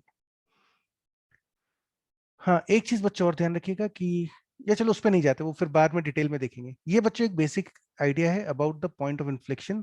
तो जो हमारा इस पर्टिकुलर डिस्कशन का एजेंडा था, हमको देखना था कर्वेचर क्या होता है, डेफिनेशन एंड टाइप्स, वो हमने देखा, कॉनकेव अपवर्ड कॉनकेव डाउनवर्ड। फिर कॉनकेव अपवर्ड कॉनकेव डाउनवर्ड का कैलकुलेशंस कैसे करते हैं, second second derivative positive, second derivative negative, फिर होता है पॉइंट्स ऑफ इन्फ्लेक्शन। तो दिस पर्टिकुलर 3 चीजें हमारी कवर हो गई यहाँ पे। यहां तक बच्चों किसी को कोई डाउट है तो पूछ लो, समझ में आ गया हो तो type yes, so that we move to the next area. आज हो सकता है मैं 10-15 मिनट सेशन एक्स्ट्रा ले लूं, ठीक है? तो यहां तक समझ में आना चाहिए लेकिन अच्छे से, मतलब मैं जल्दबाजी नहीं कर रहा क्योंकि ये बिल्कुल बैकबोन है कैलकुलस की। आगे जाके मैं नहीं चाहता आपको किसी भी तरह की कोई कंसेप्चुअल एरर हो चीजों में समझने में। और ये बच्चों फिजिक्स केमिस्ट्री सब जगह यूज होगा, calculus is something which is use everywhere. First derivative, second derivative, logic क्या है, सेकंड डेरिवेटिव क्यों पॉजिटिव होना चाहिए, क्यों नेगेटिव होना चाहिए, ये सब चीजें क्लियर होनी चाहिए अच्छे से, ठीक है? तो चलो अब एक तो प्रैक्टिकल एग्जांपल्स करके देखते हैं इसके ऊपर, छोटे छोटे क्वेश्चंस करके। These are again questions from G N Berman, जिसमें से मैं एक दो क्वेश्चन सॉल्व कर देता हूं आपके लिए। बोलो कौन सा करूं? आप बता दो कौन सा करना है, ये देख लो, फोटो देख लो, जो अच्छा लग रहा हो बता दो कौन सा करूं solve.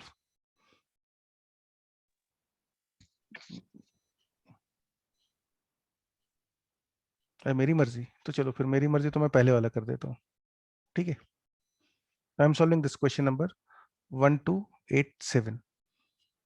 Question is find the intervals of concave upward, Berman में कॉनकेव बोलेगा वो, एंड कॉनकेव डाउनवर्ड, बर्मन में कॉनकेव डाउनवर्ड को कॉन्वेक्स बोलेंगे, and the points of inflection of this function. ये फंक्शन दिया है आपको फर्स्ट पार्ट में। तो the function is y is equal to x cube minus 5x² plus 3x minus 5, ठीक है? सबसे पहला काम आप करोगे डोमेन, तो domain is all real numbers, because ये फंक्शन हर जगह डिफाइंड है, polynomial functions are defined everywhere. फिर आप करोगे dy बाई dx, हालांकि कॉन्केविटी में dy बाई dx की डायरेक्ट जरूरत नहीं है, लेकिन d2y बाई dx स्क्वायर तक पहुंचने के लिए आपको डिफरेंशिएट करना ही पड़ेगा। 3x² minus 10x plus 3। फिर आप करेंगे d2y by dx square, that will B 6x minus 10।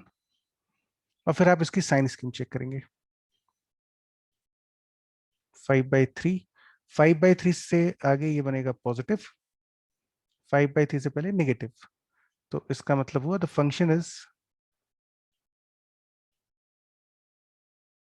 Concave upward in 5/3 to infinity, concave downward in minus infinity to 5/3. Point of inflection is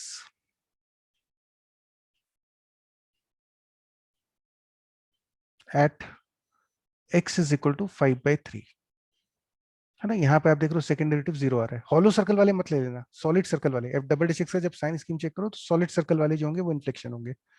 तो point of inflection is at x equal to 5/3, ठीक है? और मतलब क्योंकि आप देखोगे यहाँ पे आंसर थोड़ा अजीब सा दिया है, -250/27, तो ये तो बच्चों उसने इन्फ्लेक्शन पॉइंट का कोऑर्डिनेट दे दिया है, this is coordinate of inflection. तो कोऑर्डिनेट कैसे निकाल सकते हैं पॉइंट ऑफ इन्फ्लेक्शन का? x की वैल्यू 5/3 फंक्शन में पुट कर दीजिए, put x equal to 5/3 in y is equal to x cube minus 5x² plus 3x minus 5, है ना? यहाँ पुट कर दीजिए वैल्यू को। जब आप इस वैल्यू को यहाँ पुट करेंगे, when you put this value here,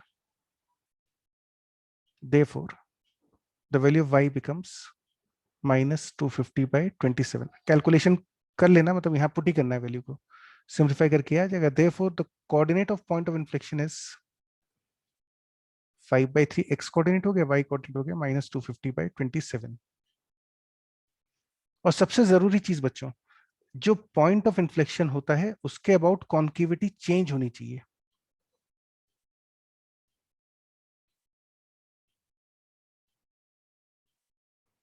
है ना? बाय डेफिनेशन इन्फ्लेक्शन पॉइंट के अबाउट कॉन्केविटी चेंज होनी चाहिए। तो जैसे मान लीजिए फॉर एग्जांपल, मैं पिछले वाले पेज पे इसको चीज को लिख देता हूं, जिससे आपको अरेंज करने में दिक्कत ना हो। मैं यहाँ पे लिख देता हूँ, मैं एक छोटा सा एग्जाम्पल ले रहा हूँ।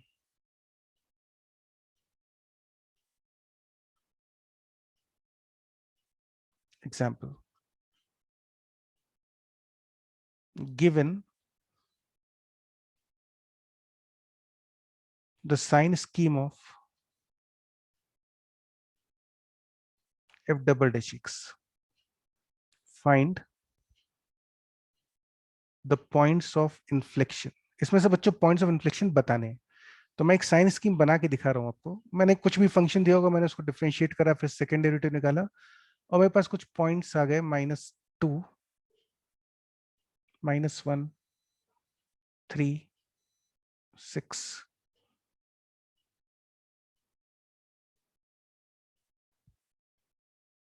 है ना, ये बच्चों साइन स्कीम आती है एफ डबल डैश एक्स की।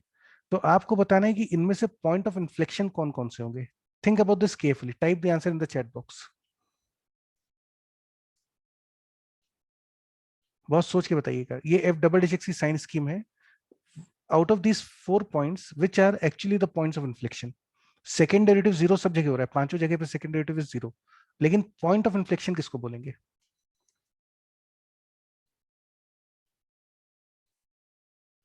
So the points of inflection in this particular question, only x equal to -2 and 3, because the concavity must change about inflection points. Concavity must change about the point of inflection। ये जरूरी होता है, inflection point के about concavity change होनी चाहिए।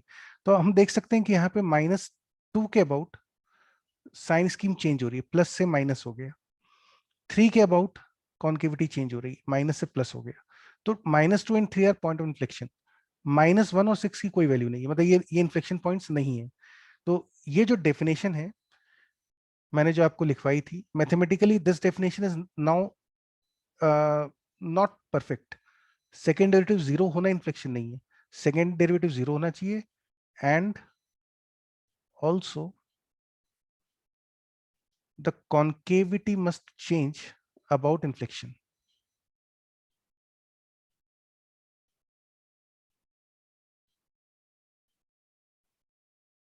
Concavity must change about the point of inflection.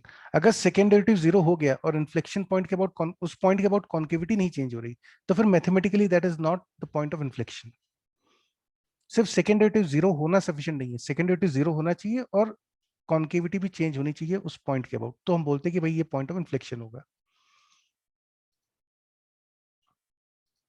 ठीक है guys, तो यू हैव टू कंप्लीट, सिर्फ 4 ही क्वेश्चन है तो कर ही लोगे, ये भी कल सबमिट कर दो आप, है ना। सेकेंड डेरिवेटिव वाला जो है एसिम्पटोट्स, ये सॉरी कॉन्केविटीज जो है, इस पे 4 ही क्वेश्चंस मैंने बर्मन से दिए हैं। बर्मन में और भी क्वेश्चन है, मैंने 4 ही दी क्योंकि इसकी बहुत ज्यादा जरूरत नहीं पड़ती है, आपको बस कंसेप्चुअल अंडरस्टैंडिंग होनी चाहिए कि कॉन्केविटी का मतलब क्या होता है। अब चलते हैं बच्चों नेक्स्ट डिस्कशन पे। और कई बार इसकी आपको जरूरत पड़ेगी कैलकुलस में, ग्राफ्स में, फिजिक्स में भी, केमिस्ट्री में भी, कई जगह पे इनकी जरूरत पड़ती है। वो होती है कई जगह पे हमको लिमिट्स की जरूरत पड़ती है। तो सबसे पहली चीज तो ये लिमिट्स का मतलब क्या होता है। लिमिट को जनरली हम ऐसे लिखते हैं, limit x tends to a f of x। किसी फंक्शन की लिमिट, तो इसका मतलब होता है this statement means what is the limiting value of fx when x approaches a। जब x a को अप्रोच करेगा तो fx किस वैल्यू को अप्रोच करने का प्रयास करेगा। ध्यान रखिएगा, वो पहुंचेगा नहीं उस पॉइंट तक, मुझे पहुंचने से मतलब नहीं है, मुझे सिर्फ ये देखना वो प्रयास किस वैल्यू तक पहुंचने का करता है। जैसे ग्राफिकली इस चीज को समझोगे तो ज्यादा अच्छे समझ में आ जाएगा। मान लीजिए हम एक ग्राफ बना लेते हैं, ठीक है, और सपोज हमने इसको, ये एक हमने हॉरिजॉन्टल लाइन बना दी। सपोज दिस लाइन इज 3, ये लाइन है y इक्वल टू 3। अब मैंने एक ग्राफ बना दिया कुछ इस तरह से, ठीक है। This function is y is equal to f of x। और अब बच्चों मैंने आपसे पूछा कि इस पर्टिकुलर ग्राफ में, in this particular graph, what is the value of limit x tends to infinity f of x। इसका मतलब क्या हुआ कि यदि हम x एक्सिस पे इंफिनिटी की तरफ चलना शुरू करें, if I start moving towards infinity on x axis, मैं x एक्सिस पे इंफिनिटी की तरफ जाना शुरू करूं, तो ये जो फंक्शन fx है, जिसका इसका आउटपुट किस वैल्यू की तरफ जाना शुरू कर देगा। जैसे जैसे मैं आगे जाऊंगा तो मैं देखूंगा इसका आउटपुट किसी वैल्यू की तरफ जा रहा है, कौन सी वैल्यू को अप्रोच कर रहा है, तो दैट वैल्यू इज 3। तो हम बोलते हैं कि इस इंफिनिटी पे इसकी लिमिट 3 है। जैसे मान लीजिए मैं बोलूं what is the limit of this function at minus infinity, तो मतलब जब मैं एक्स एक्सिस पे माइनस इंफिनिटी की तरफ जाऊं तो ये फंक्शन का आउटपुट किस तरफ जा रहा है, where this output is approaching. मैं पीछे चलता जा रहा हूँ एक्स एक्सिस और पीछे जाऊंगा, मैं माइनस इंफिनिटी की तरफ अप्रोच करता जाऊंगा, तो मुझे दिखता है कि यार ये वैल्यू माइनस इंफिनिटी की तरफ जा रही है, नीचे जाती जा रही है, तो दिस इज माइनस इंफिनिटी। हालांकि this is still not the correct definition, limits अलग चैप्टर है। अभी मैं आपको सिर्फ एक आउटलाइन दे रहा हूँ कि ग्राफिकल सेंस में लिमिट्स का क्या मतलब होता है। ठीक है। अच्छा, जैसे मान लीजिए अब आप बताना अपने आप, मैं एक ग्राफ बना रहा हूँ।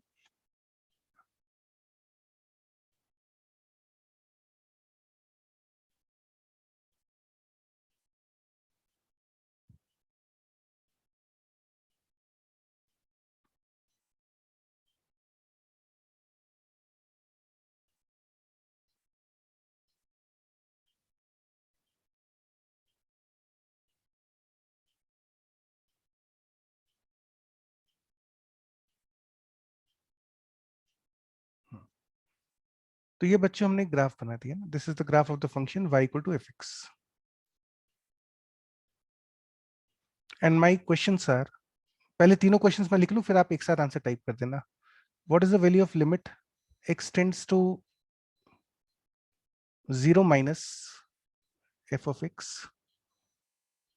Limit x tends to 0 plus f of x, limit x tends to infinity f of x, limit x tends to minus infinity f of x। अच्छा, जीरो माइनस मतलब हुआ कि हम x एक्सिस पे जीरो की तरफ जा रहे हैं, लेकिन जीरो को अप्रोच कहां से कर रहे हैं, लेफ्ट साइड से। जीरो माइनस मतलब जीरो को आप अप्रोच कर रहे हैं लेफ्ट साइड से, आप इस तरफ से आ रहे हैं, दिस इज जीरो माइनस। आप आ तो जीरो की तरफ रहे हो लेकिन लेफ्ट साइड से आ रहे हो, this is zero plus.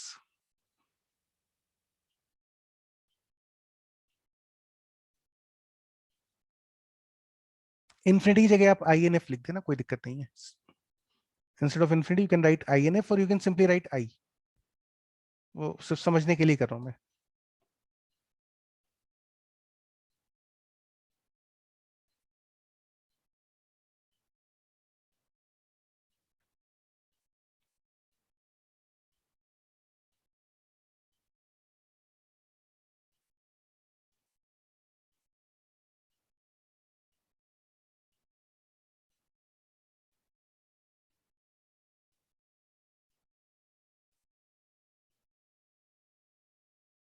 Very good, most of you have started getting all the correct answers. बाकी लोग भी बच्चों प्रयास करिए।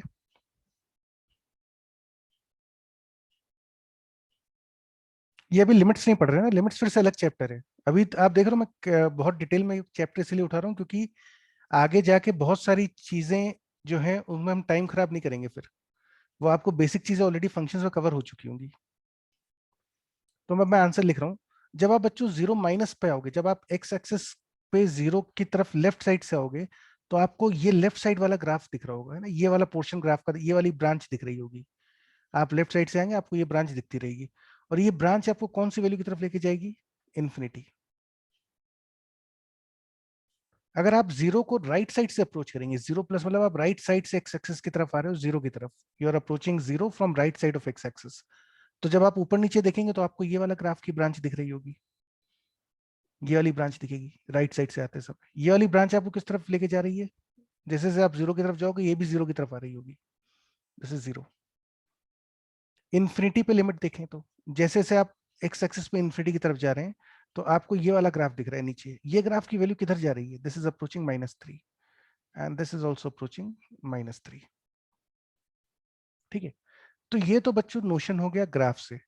लेकिन अगर हम इसको ग्राफ से ना करना चाहें या ग्राफ ना बना पाए तो फिर लिमिट्स को कैसे सॉल्व करते हैं? तो लिमिट्स को सॉल्व करने का एक मेथड होता है which is called L'Hôpital theorem. This is a result which you should remember.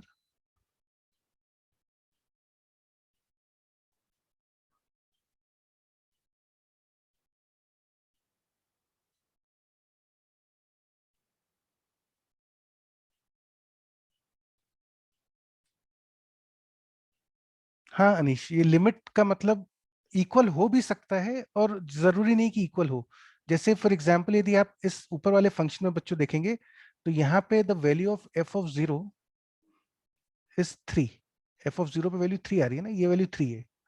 लेकिन फंक्शन की अगर आप जीरो माइनस पे लिमिट देख रहे हैं तो वो इन्फिनिटी दिखा रहा है.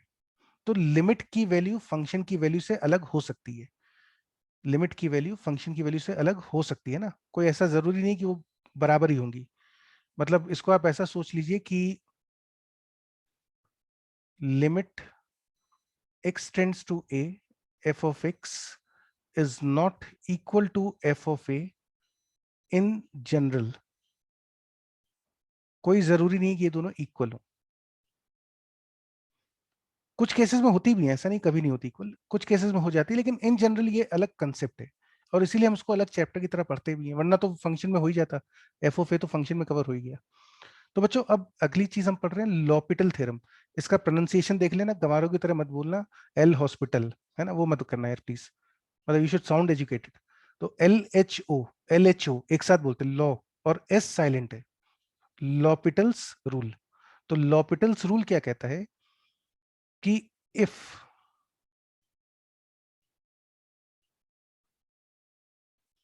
If limit x tends to a, fx upon gx is of 0 by 0 or infinity by infinity form, then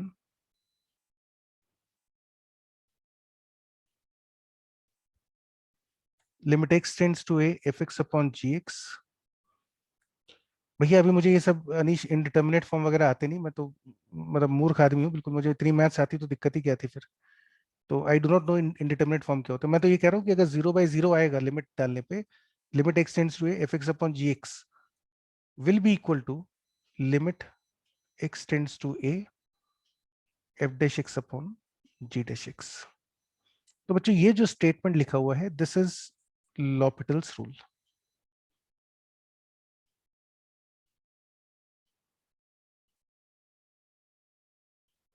हालांकि मतलब लॉपिटल का हम बाद में प्रूफ भी देखेंगे कि थ्योरम आई कैसे, इसका प्रूफ क्या है, लॉजिक क्या है. लेकिन अभी फॉर द टाइम बिंग आप इसको एक बार रट्टा लगा लो कि ये होता क्या है. तो ये बच्चों थ्योरम क्या कहती है कि यदि आपको कभी भी कोई लिमिट सॉल्व करनी हो, मान लीजिए कोई इस टाइप की फ्रैक्शन फॉर्म में लिमिट आ जाए और आपको ये लिमिट सॉल्व करनी है, ध्यान रखिएगा ये इसी फॉर्म में एप्लीकेबल है f x upon g x में. तो आप सबसे पहला काम क्या करोगे, आप x equal to a function में ऊपर नीचे डाल दीजिएगा. जैसे एक एग्जाम्पल ले लेता हूँ, मैं बहुत सारे एग्जाम्पल ले लेता हूँ चलो. जैसे फॉर एग्जाम्पल मैं आपसे बोलता हूँ कि limit x tends to zero sine x upon x बताइए. तो आप क्या करोगे, आप x को जीरो रख दो, ये जो भी value, go for this direct substitution. तो जैसे हम डायरेक्ट सब्स्टिट्यूशन करेंगे, डायरेक्ट सब्स्टिट्यूशन मतलब क्या होता है कि आपने डायरेक्ट सब्स्टिट्यूशन मतलब you put x equal to zero in the limit. तो सबसे पहला काम लिमिट से क्वेश्चन में करते हैं डायरेक्ट सब्स्टिट्यूशन. ये जो x टेंड्स टू जीरो, आप x की जगह जीरो डाल दो. तो बच्चों ये बन जाएगा sine zero upon zero. Zero by zero form आ गई. जीरो बाय जीरो फॉर्म आ जाए या इंफिनिटी बाय इंफिनिटी फॉर्म आ जाए तभी लॉपिटल थ्योरम लगा सकते हैं. If this happens only then you can apply L'Hopital. अगर मान लीजिए जीरो बाय जीरो या इंफिनिटी बाय इंफिनिटी नहीं आया तो लॉपिटल थ्योरम नहीं लगेगी. वो लगी तब सकती है जब जीरो बाय जीरो या इंफिनिटी बाय इंफिनिटी आता हो. तो ये जीरो बाय जीरो फॉर्म आ गया. So by L'Hopital theorem this limit will be equal to limit x tends to zero, numerator का differentiation cos x upon denominator का differentiation. और अब इसमें वापस लिमिट डाल दो, डायरेक्ट सब्स्टिट्यूशन फिर कर दो. कितना आता है, ऊपर वन आ जाएगा, नीचे भी वन आ जाएगा. ये आंसर हो गया. ठीक है, एक और देखते हैं. और ध्यान रखना क्वेश्चन टूल नहीं है, न्यूमरेटर का अलग डिफरेंशिएशन, डिनोमिनेटर का अलग differentiation. For example limit x tends to 0 1 minus cos x upon x square. तो जब आप डायरेक्ट सब्स्टिट्यूशन करेंगे, मतलब x को 0 डालेंगे तो विल गेट 0/0 फॉर्म। 0/0 मतलब लॉपिटल लगा सकते हैं। अब लॉपिटल लगा देते हैं, limit x tends to 0। L'Hopital कहता है कि ये लिमिट किसके बराबर होगी, न्यूमरेटर का differentiation, not differentiation of minus cos x is sin x upon 2x। अब इसमें फिर से हम लिमिट डाल के देखते हैं, तो ये आता है 0/0, है ना। Again this is 0/0 form. इसका मतलब फिर इस पे लॉपिटल लगा सकते हो आप, क्वेश्चन में एक से ज्यादा बार भी लगा सकते हैं। Limit x tends to 0 cos x upon 2। अब फिर से डायरेक्ट सब्स्टिट्यूशन कर दो, x को 0 डाल दो, now you get 1/2 which is the answer. ठीक है, एक और देखिए। For example limit x tends to 0 sin inverse x upon x।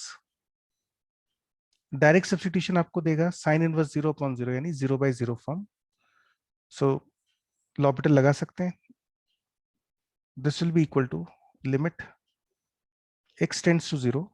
अब बच्चों इसका डिफरेंशिएशन, साइन इनवर्स x का मैंने आपको लास्ट टाइम पे बताया था, फॉर्मूला लिस्ट दी थी याद करने को, 1 upon root of 1 minus x square upon 1 and direct substitution gives you 1।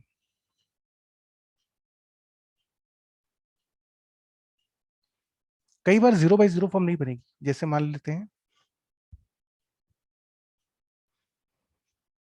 Limit x tends to 0 x into ln x।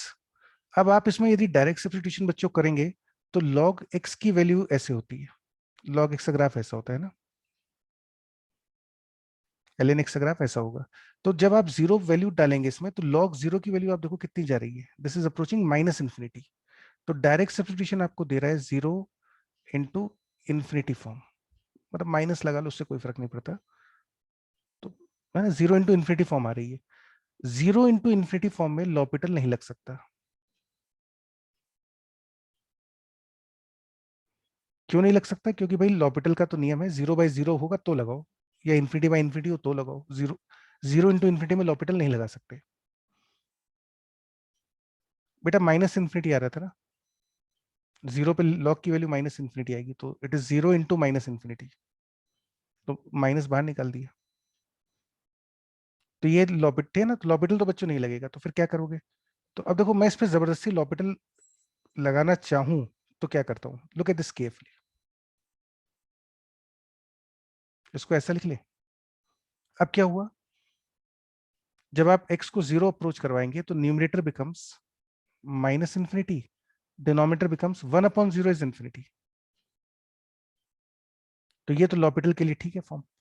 Now we can apply L'Hopital, so this will be equal to limit x tends to 0 ln x मतलब हो गया 1/x upon minus 1/x square, which is same as limit x tends to 0 minus x, which is same as 0.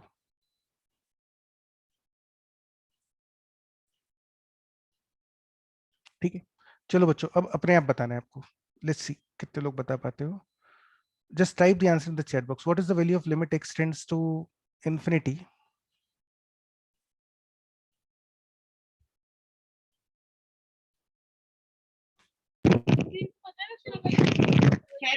type the answer in the chat box.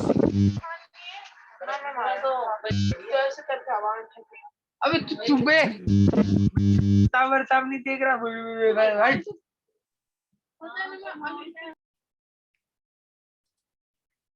What is the value of this particular limit? X tends to infinity 2x minus 1 upon 3x plus 2. So very good, this will approach 2/3 है ना। L'Hôpital लगा देंगे, simply लगा के देखिए, ऊपर 2 आ जाएगा नीचे 3 आ जाएगा, बात ही खत्म हो गई। इन्फिनिटी बाई इन्फिनिटी फॉर्म है। फिर से बताओ।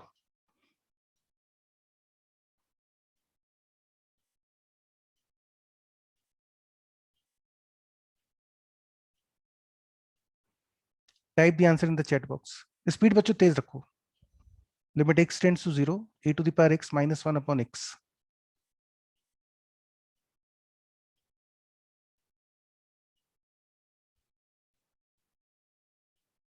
Very good.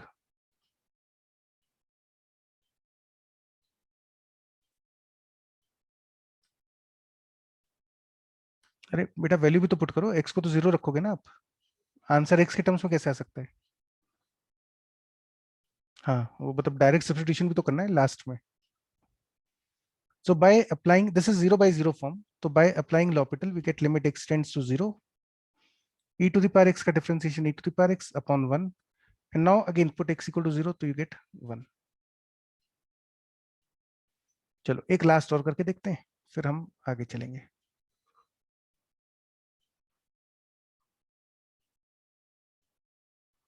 या चलो छोड़ो बच्चों, यहाँ तक समझ में आ गया ना आपको, तो क्या फायदा। तो ये लिमिट्स की बच्चों हमको अगले आर्टिकल में जरूरत पड़ने वाली है। अब सिर्फ लॉपिटल से, अभी लिमिट का चैप्टर हमने नहीं पढ़ा है, अभी हमने सिर्फ ये देखा है कि कभी अगर मजबूरी में लिमिट निकालने को आ जाए तो हम क्या करेंगे, हम लॉपिटल का इस्तेमाल करेंगे।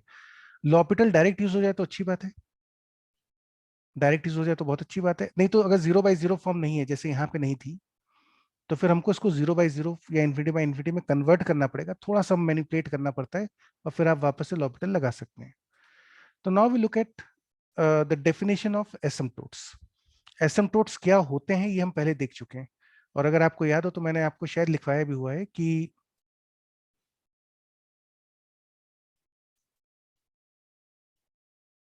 asymptotes are the straight lines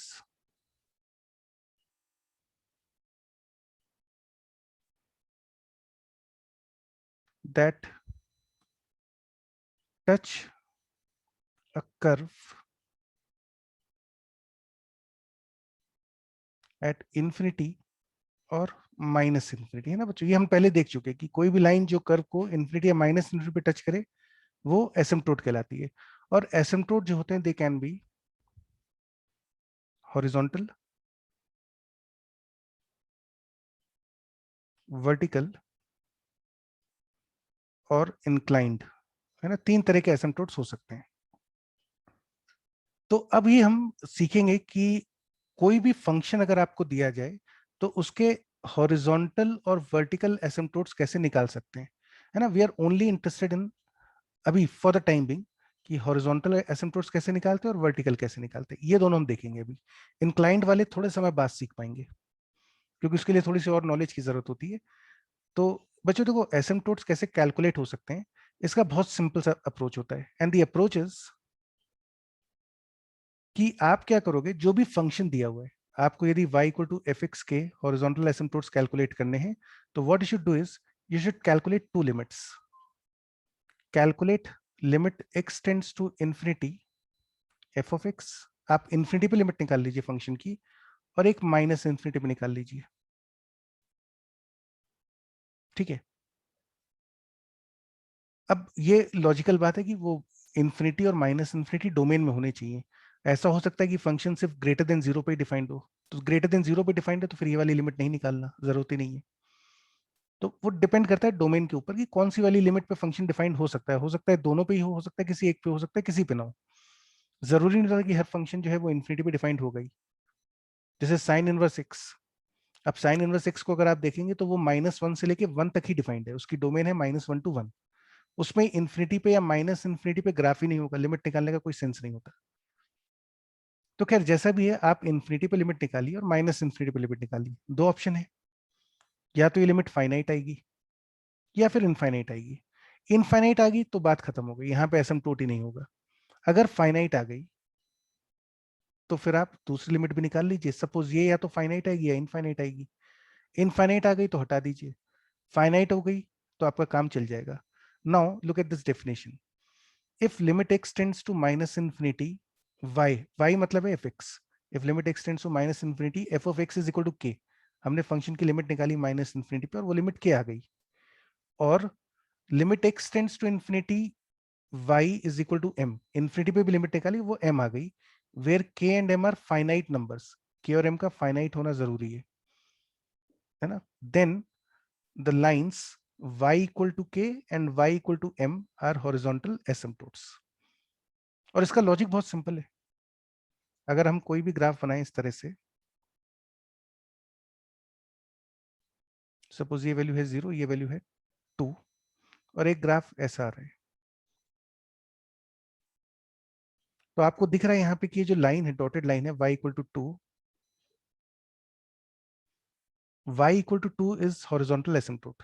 दिख रही है तो, है ना, कि y इक्वल टू 2 जो ये हॉरिजॉन्टल एसिम्प्टोट है. अब अगर मैं आपसे लॉजिकली पूछूं कि भाई limit x tends to infinity, y कितना होगा, फंक्शन की लिमिट कितनी आएगी इंफिनिटी पे, तो आप आंसर क्या बोलोगे? अभी हमने सीखा था, आप बोलोगे आंसर 2. तो आप देखो ये जो लिमिट आ रही है, यही तो हॉरिजॉन्टल एसिम्प्टोट हो गया. y equal to 2 is the horizontal asymptote. हो सकता है दोनों वैल्यूज फाइनाइट आ जाए तो दो एसिम्प्टोट्स हो जाएंगे हॉरिजॉन्टल. हो सकता है एक वैल्यू फाइनाइट आए, एक इनफाइनाइट आ जाए, तो उस केस में एक ही एसिम्प्टोट होगा. हो सकता है दोनों वैल्यूज इनफाइनाइट आ जाए, in that case there is no asymptote. जरूरी नहीं हर फंक्शन का एसिम्प्टोट हो ही. अगर ये दोनों में से कम एक लिमिट फाइनाइट आ गई तो फिर एसिम्प्टोट होगा, नहीं आती तो फिर कोई एसिम्प्टोट नहीं है. तो all you have to do is evaluate the limit at infinity and evaluate the limit at minus infinity. जो भी फाइनाइट वैल्यू आ जाएगी, y equal to k, y equal to m will be the horizontal asymptote. तो let's take an example on this. एक question करके देखते हैं. Question है, you have to find the asymptotes parallel to x axis. तो बच्चों ये function दिया है हमको. फर्स्ट पार्ट करते हैं. y इज इक्वल टू,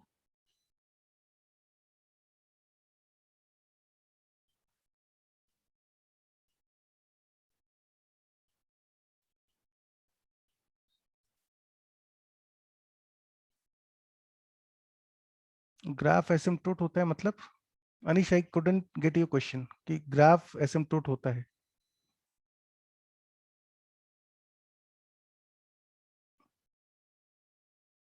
चलो बच्चों, आपको ये लिमिट सॉल्व करनी है ना, मतलब आपको बताना है कि ये फंक्शन है, इसमें एसिम्प्टोट कहां पर होंगे, हॉरिजॉन्टल एसिम्प्टोट्स बताने हैं. तो चलो हम एक काम करते हैं, हम इस फंक्शन को लिमिट कैलकुलेट करते हैं इंफिनिटी पे. Limit x tends to infinity and I rewrite this function as 1 minus,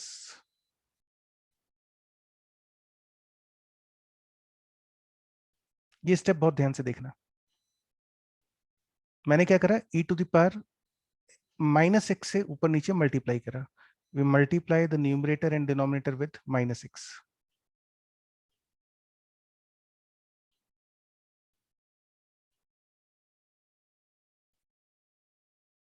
है ना, e to the power minus x. इससे बच्चों हमने न्यूमरेटर डिनोमिनेटर को मल्टीप्लाई कर दिया, तो आपका ये फॉर्म आ गई. अच्छा, ऐसा करा क्यों? तो ऐसा करने के पीछे there is a strong mathematical reason. Reason क्या है? Understand this carefully. कि इफ, और ये कंसेप्ट आगे भी कई जगह काम आता है, कि if a real number x is greater than 1, then x to the power minus infinity will approach 0. जैसे for example 3 to the power minus infinity, इसको आप लिख सकते हैं 1 upon 3 to the power infinity. अब 3 की पावर इंफिनिटी कितना होगा, इनफाइनाइट, तो that is 1 upon infinity and this will approach 0. जैसे for example 5 to the power minus infinity, this will approach 0. तो कोई भी रियल नंबर x यदि 1 से बड़ा है तो उसकी पावर माइनस इंफिनिटी 0 को अप्रोच करती है. In the same way, if a real number x belongs to the interval 0 to 1, then x to the power infinity will approach 0. Look at this carefully. जैसे अगर आपके पास half to the power infinity चाहिए, तो that will approach 0. 1/2 की power infinity कितना होगा, 0. 1/5 की पावर इंफिनिटी कितना होगा, दैट विल अप्रोच 0. तो बेस जो होता है वो इंपॉर्टेंट है. बेस यदि 1 से बड़ा है तो पावर में माइनस इंफिनिटी बनाइए, उससे वो 0 हो जाएगा. यदि बेस 0 से 1 है तो पावर में इंफिनिटी करने पे उस एक्सप्रेशन की वैल्यू 0 हो जाएगी. So using this particular reasoning, हमने क्या करा कि e की वैल्यू जो होती है बच्चों वो होती है 2.71। Approximate value of e is 2.71, मतलब e 1 से बड़ा होता है। और यदि e 1 से बड़ा है तो 1 से बड़े नंबर की पावर माइनस इंफिनिटी करने पे वो जीरो बनेगा। तो now think about this carefully. ये जो क्वांटिटी आपके पास है ऊपर, दिस विल अप्रोच जीरो, क्योंकि बेस 1 से बड़ा है, 1 से बड़े नंबर की पावर माइनस इंफिनिटी जीरो जाती है। ये वाला जो क्वांटिटी है, this will approach zero, and as a result this particular limit becomes 1. Therefore y equal to 1 is a horizontal asymptote. लेकिन ये अभी सिर्फ इंफिनिटी पे निकाला है। अब आपको एक लिमिट और निकालनी पड़ेगी, limit x tends to minus infinity. In that case, now look at this again. मैं इसको अब ऐसा लिख रहा हूँ, e to the power 2x minus 1 upon e to the power 2x plus 1. So I multiply the numerator denominator with e to the power x.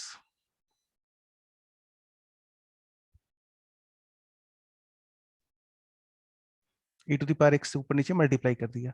क्यों करा?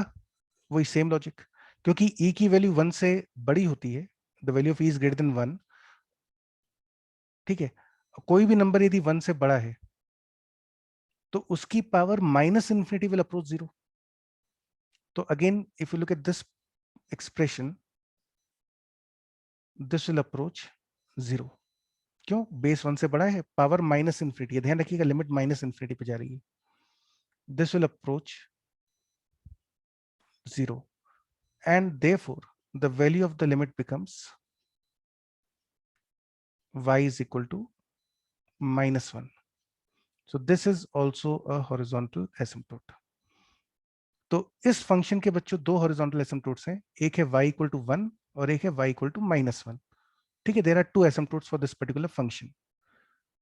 आई leave the second part for the homework, think about this at home, है ना। इसका homework की तरह मैं छोड़ रहा हूँ, एक बार आप घर पे सोच के देखिएगा कैसे होगा ये। I give you the hint, infinity पे इसकी वैल्यू कितनी आ जाएगी, x तो इन्फिनिटी हो गया, cot inverse infinity will be zero, तो ये जीरो इंटू इन्फिनिटी बनेगा। आपको लॉपिटल लगाना पड़ेगा और वो भी फॉर्म चेंज करके। तो I leave that as an assignment, try this at home, या चलो कर देता हूँ, छोड़ो क्यों घर पे भी क्या कर, असाइनमेंट शीट में आ ही जाएगा बाद में। तो अब जैसे फंक्शन है y is equal to x cot inverse x, तो हम क्या करेंगे, limit x tends to infinity x cot inverse x देखते हैं। Now that will be equal to, अगर आप इसमें डायरेक्ट सब्स्टिट्यूशन डालेंगे तो ये बनेगा, पहला वाला तो इन्फिनिटी हो जाएगा इनटू जीरो फॉर्म, क्योंकि ध्यान रखना कॉट इनवर्स का जो ग्राफ होता है वो ऐसा होता है।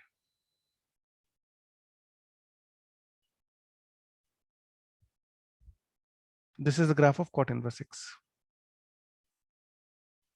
और कॉट इनवर्स एक्स के ग्राफ में हमको दिख रहा है कि जब आप एक्स को इन्फिनिटी लेके जाएंगे तो कॉट इनवर्स की वैल्यू जीरो आएगी। तो ये इन्फिनिटी इंटू जीरो फॉर्म है।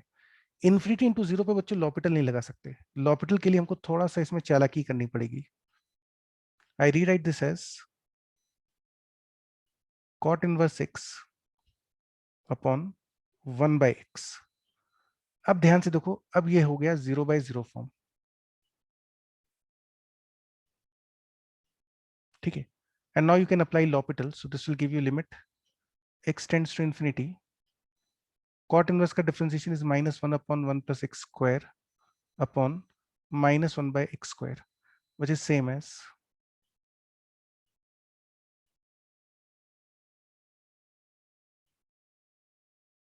अभी भी ये infinity by infinity फॉर्म आ रही है। फिर से L'Hopital लगा देते हैं।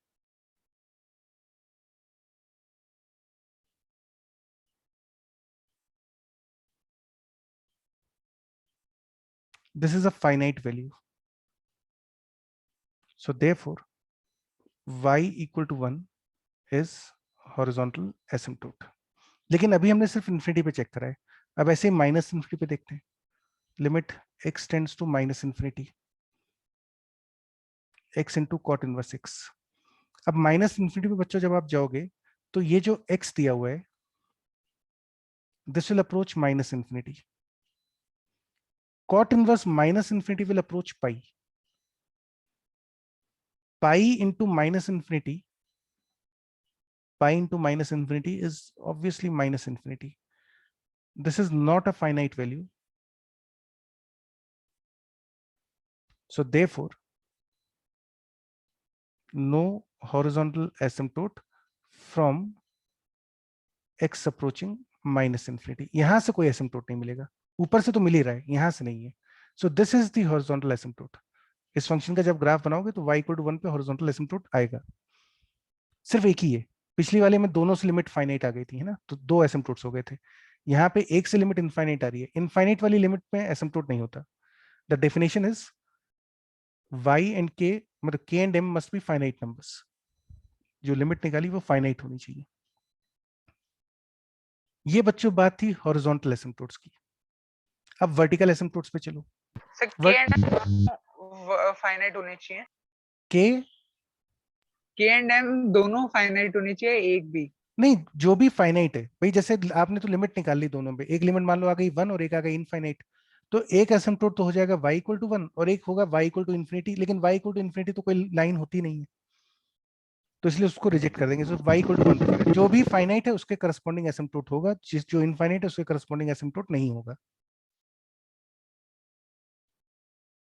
अच्छा बच्चों, वर्टिकल एसिम्पटोट्स में कहानी थोड़ी सी सिंपल है. कहानी ये कि यदि किसी पॉइंट पे फंक्शन की वैल्यू, किसी फाइनाइट पॉइंट पे, if alpha is a finite number, तो अल्फा पे यदि फंक्शन की लिमिट इंफिनिटी या माइनस इंफिनिटी आ जाए तो हम बोलते हैं कि x equal to alpha is a vertical asymptote. Generally जो मेरा एक्सपीरियंस है, उस एक्सपीरियंस के हिसाब से मैं बताऊं आपको, तो यदि कहीं पे डिनोमिनेटर जीरो हो रहा हो तो वहां पे वर्टिकल एसिम्पटोट होगा. और कभी लॉग का इनपुट जीरो हो जाए तो यहाँ पे वर्टिकल एसिम्पटोट होगा. ये दो कॉमन सिचुएशंस है जहां पे आपको सीधे वर्टिकल एसिम्पटोट्स दिख जाते हैं. डिनोमिनेटर जीरो हो रहा हो वहां वर्टिकल एसिम्पटोट बनेगा ही बनेगा, और यदि लॉग का इनपुट जीरो हो जाए तो वहां वर्टिकल एसिम्पटोट बनेगा ही बनेगा. क्योंकि लॉजिक क्या होता है, जैसे चलो इसी में एग्जांपल्स में देख लेते हैं. जैसे मान लो ये फंक्शन है y equal to 1 upon x square minus 1.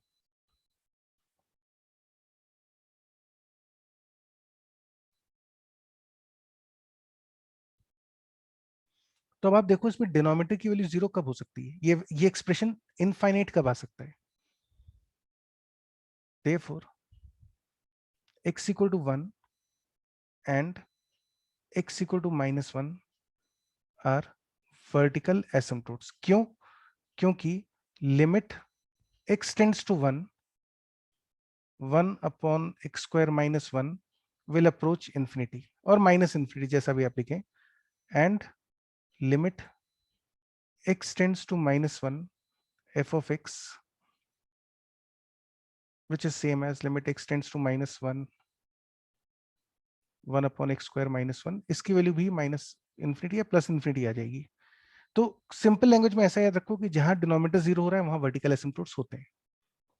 यही डेफिनेशन है आपकी. जहां भी डिनोमिनेटर जीरो होगा वहां वर्टिकल एसिम्पटोट्स होंगे. जैसे अगर हम सेकेंड पार्ट को देखें तो मैंने आपको दूसरा पॉइंट लिखवाया कि जब लॉग का इनपुट जीरो होगा तो वर्टिकल एसिम्पटोट होगा. क्यों होगा? देखो आप लॉग एक्स का ग्राफ देखिए ध्यान से. This is the graph of y is equal to log x. ठीक है. आप देखो जब log का इनपुट जीरो होगा, log का इनपुट जीरो कब हो रहा था? x equal to zero. x equal to zero दिख रहा है यहाँ पे वर्टिकल एसिम्पटोट है. x इक्वल टू जीरो मतलब ये वाली लाइन, y एक्सिस को x इक्वल टू जीरो बोलते हैं. तो ये दिख भी रहा है एसिम्पटोट है. तो log के केस में जब इनपुट जीरो होगा वहां वर्टिकल एसिम्पटोट होगा. तो अगर आप फंक्शन लेते हैं y is equal to ln of x minus 1 upon x square plus 1, this has a vertical एसिम्पटोट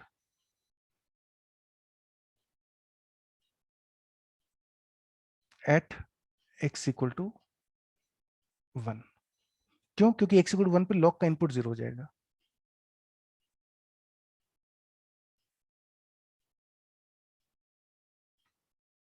ठीक है. तो वर्टिकल एसिम्पटोट्स जनरली आसानी से दिख जाते हैं, ये ओरली दिख जाएंगे, इसमें आपको मेहनत कम करनी होती है. ऑब्जर्वेशन से आप बता सकते हो कि साहब इसमें x इक्वल टू 1 माइनस 1 होगा. जैसे बच्चों मुझे बताओ कि मैं एक फंक्शन लिख रहा हूँ, बस लास्ट क्वेश्चन फॉर टुडे फिर will wind up the session. मैं एक फंक्शन लिख रहा हूँ y is equal to 1 upon x plus 1 upon x minus 1 plus 1 upon x minus 2, ठीक है, has how many horizontal asymptotes and how many vertical asymptotes? जल्दी से बताओ। ध्यान रखना, हॉरिजॉन्टल एसिम्पटोट के लिए क्या करोगे, इन्फिनिटी पे लिमिट देखोगे कि इस फंक्शन की इन्फिनिटी पे वैल्यू कितनी बनती है, फाइनाइट आनी चाहिए।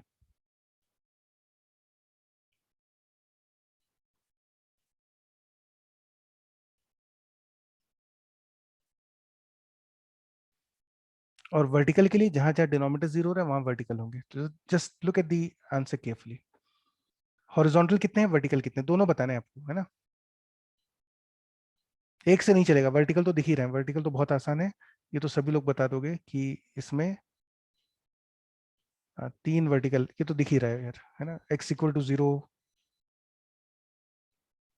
x equal to 1, x equal to 2, ये 3 वर्टिकल एसिम्पटोट्स है। हॉरिजॉन्टल एसिम्पटोट्स कितने हैं, सोच के देखो, इन्फिनिटी पे देखो इसकी लिमिट कितनी आती है। When x becomes infinity, what is the value of y? Is it a finite value? अगर फाइनाइट वैल्यू है तो जो वैल्यू आ रही है वही एसिम्पटोट होगा। यार पुलकित, आंसर तो तुम्हारा सही है, लेकिन एसिम्पटोट एक स्ट्रेट लाइन होती है, तो स्ट्रेट लाइन के लिए हमेशा इक्वेशन फॉर्म में आंसर लिखते हैं। जैसे हम यहाँ पे आंसर में हाँ, नहीं, x इक्वल टू 0 तो वर्टिकल हो जाएगा बेटा, x equal to 0 is a vertical line. हाँ अब ठीक है।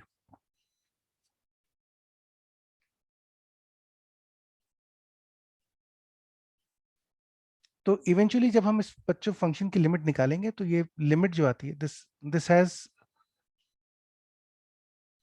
हॉरिजॉन्टल एसिम्पटोट 1, कौन सा, limit x tends to infinity 1 upon x plus 1 upon x minus 1 plus 1 upon x minus 2, this is 0, 1 upon infinity 0, 1 upon infinity 0, 1 upon infinity 0, तो ये 0 आ गई, which is a finite number.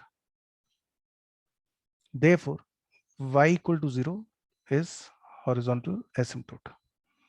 अब ये जो बच्चों हमने जितनी चीजें पढ़ी, इंक्रीजिंग डिक्रीजिंग बिहेवियर, टेंजेंट का slope, concavity, concave upward, concave downward, asymptotes, inflections, ये जो तमाम चीज हमने पिछले 2-3 दिन में पढ़ी हैं, इन सब का हम यूज करेंगे अगली क्लास में, which is going to be very interesting and very important. कि आपको कोई भी फंक्शन दिया जाए, कोई भी फंक्शन, तो उसका ग्राफ कैसे बना सकते हैं।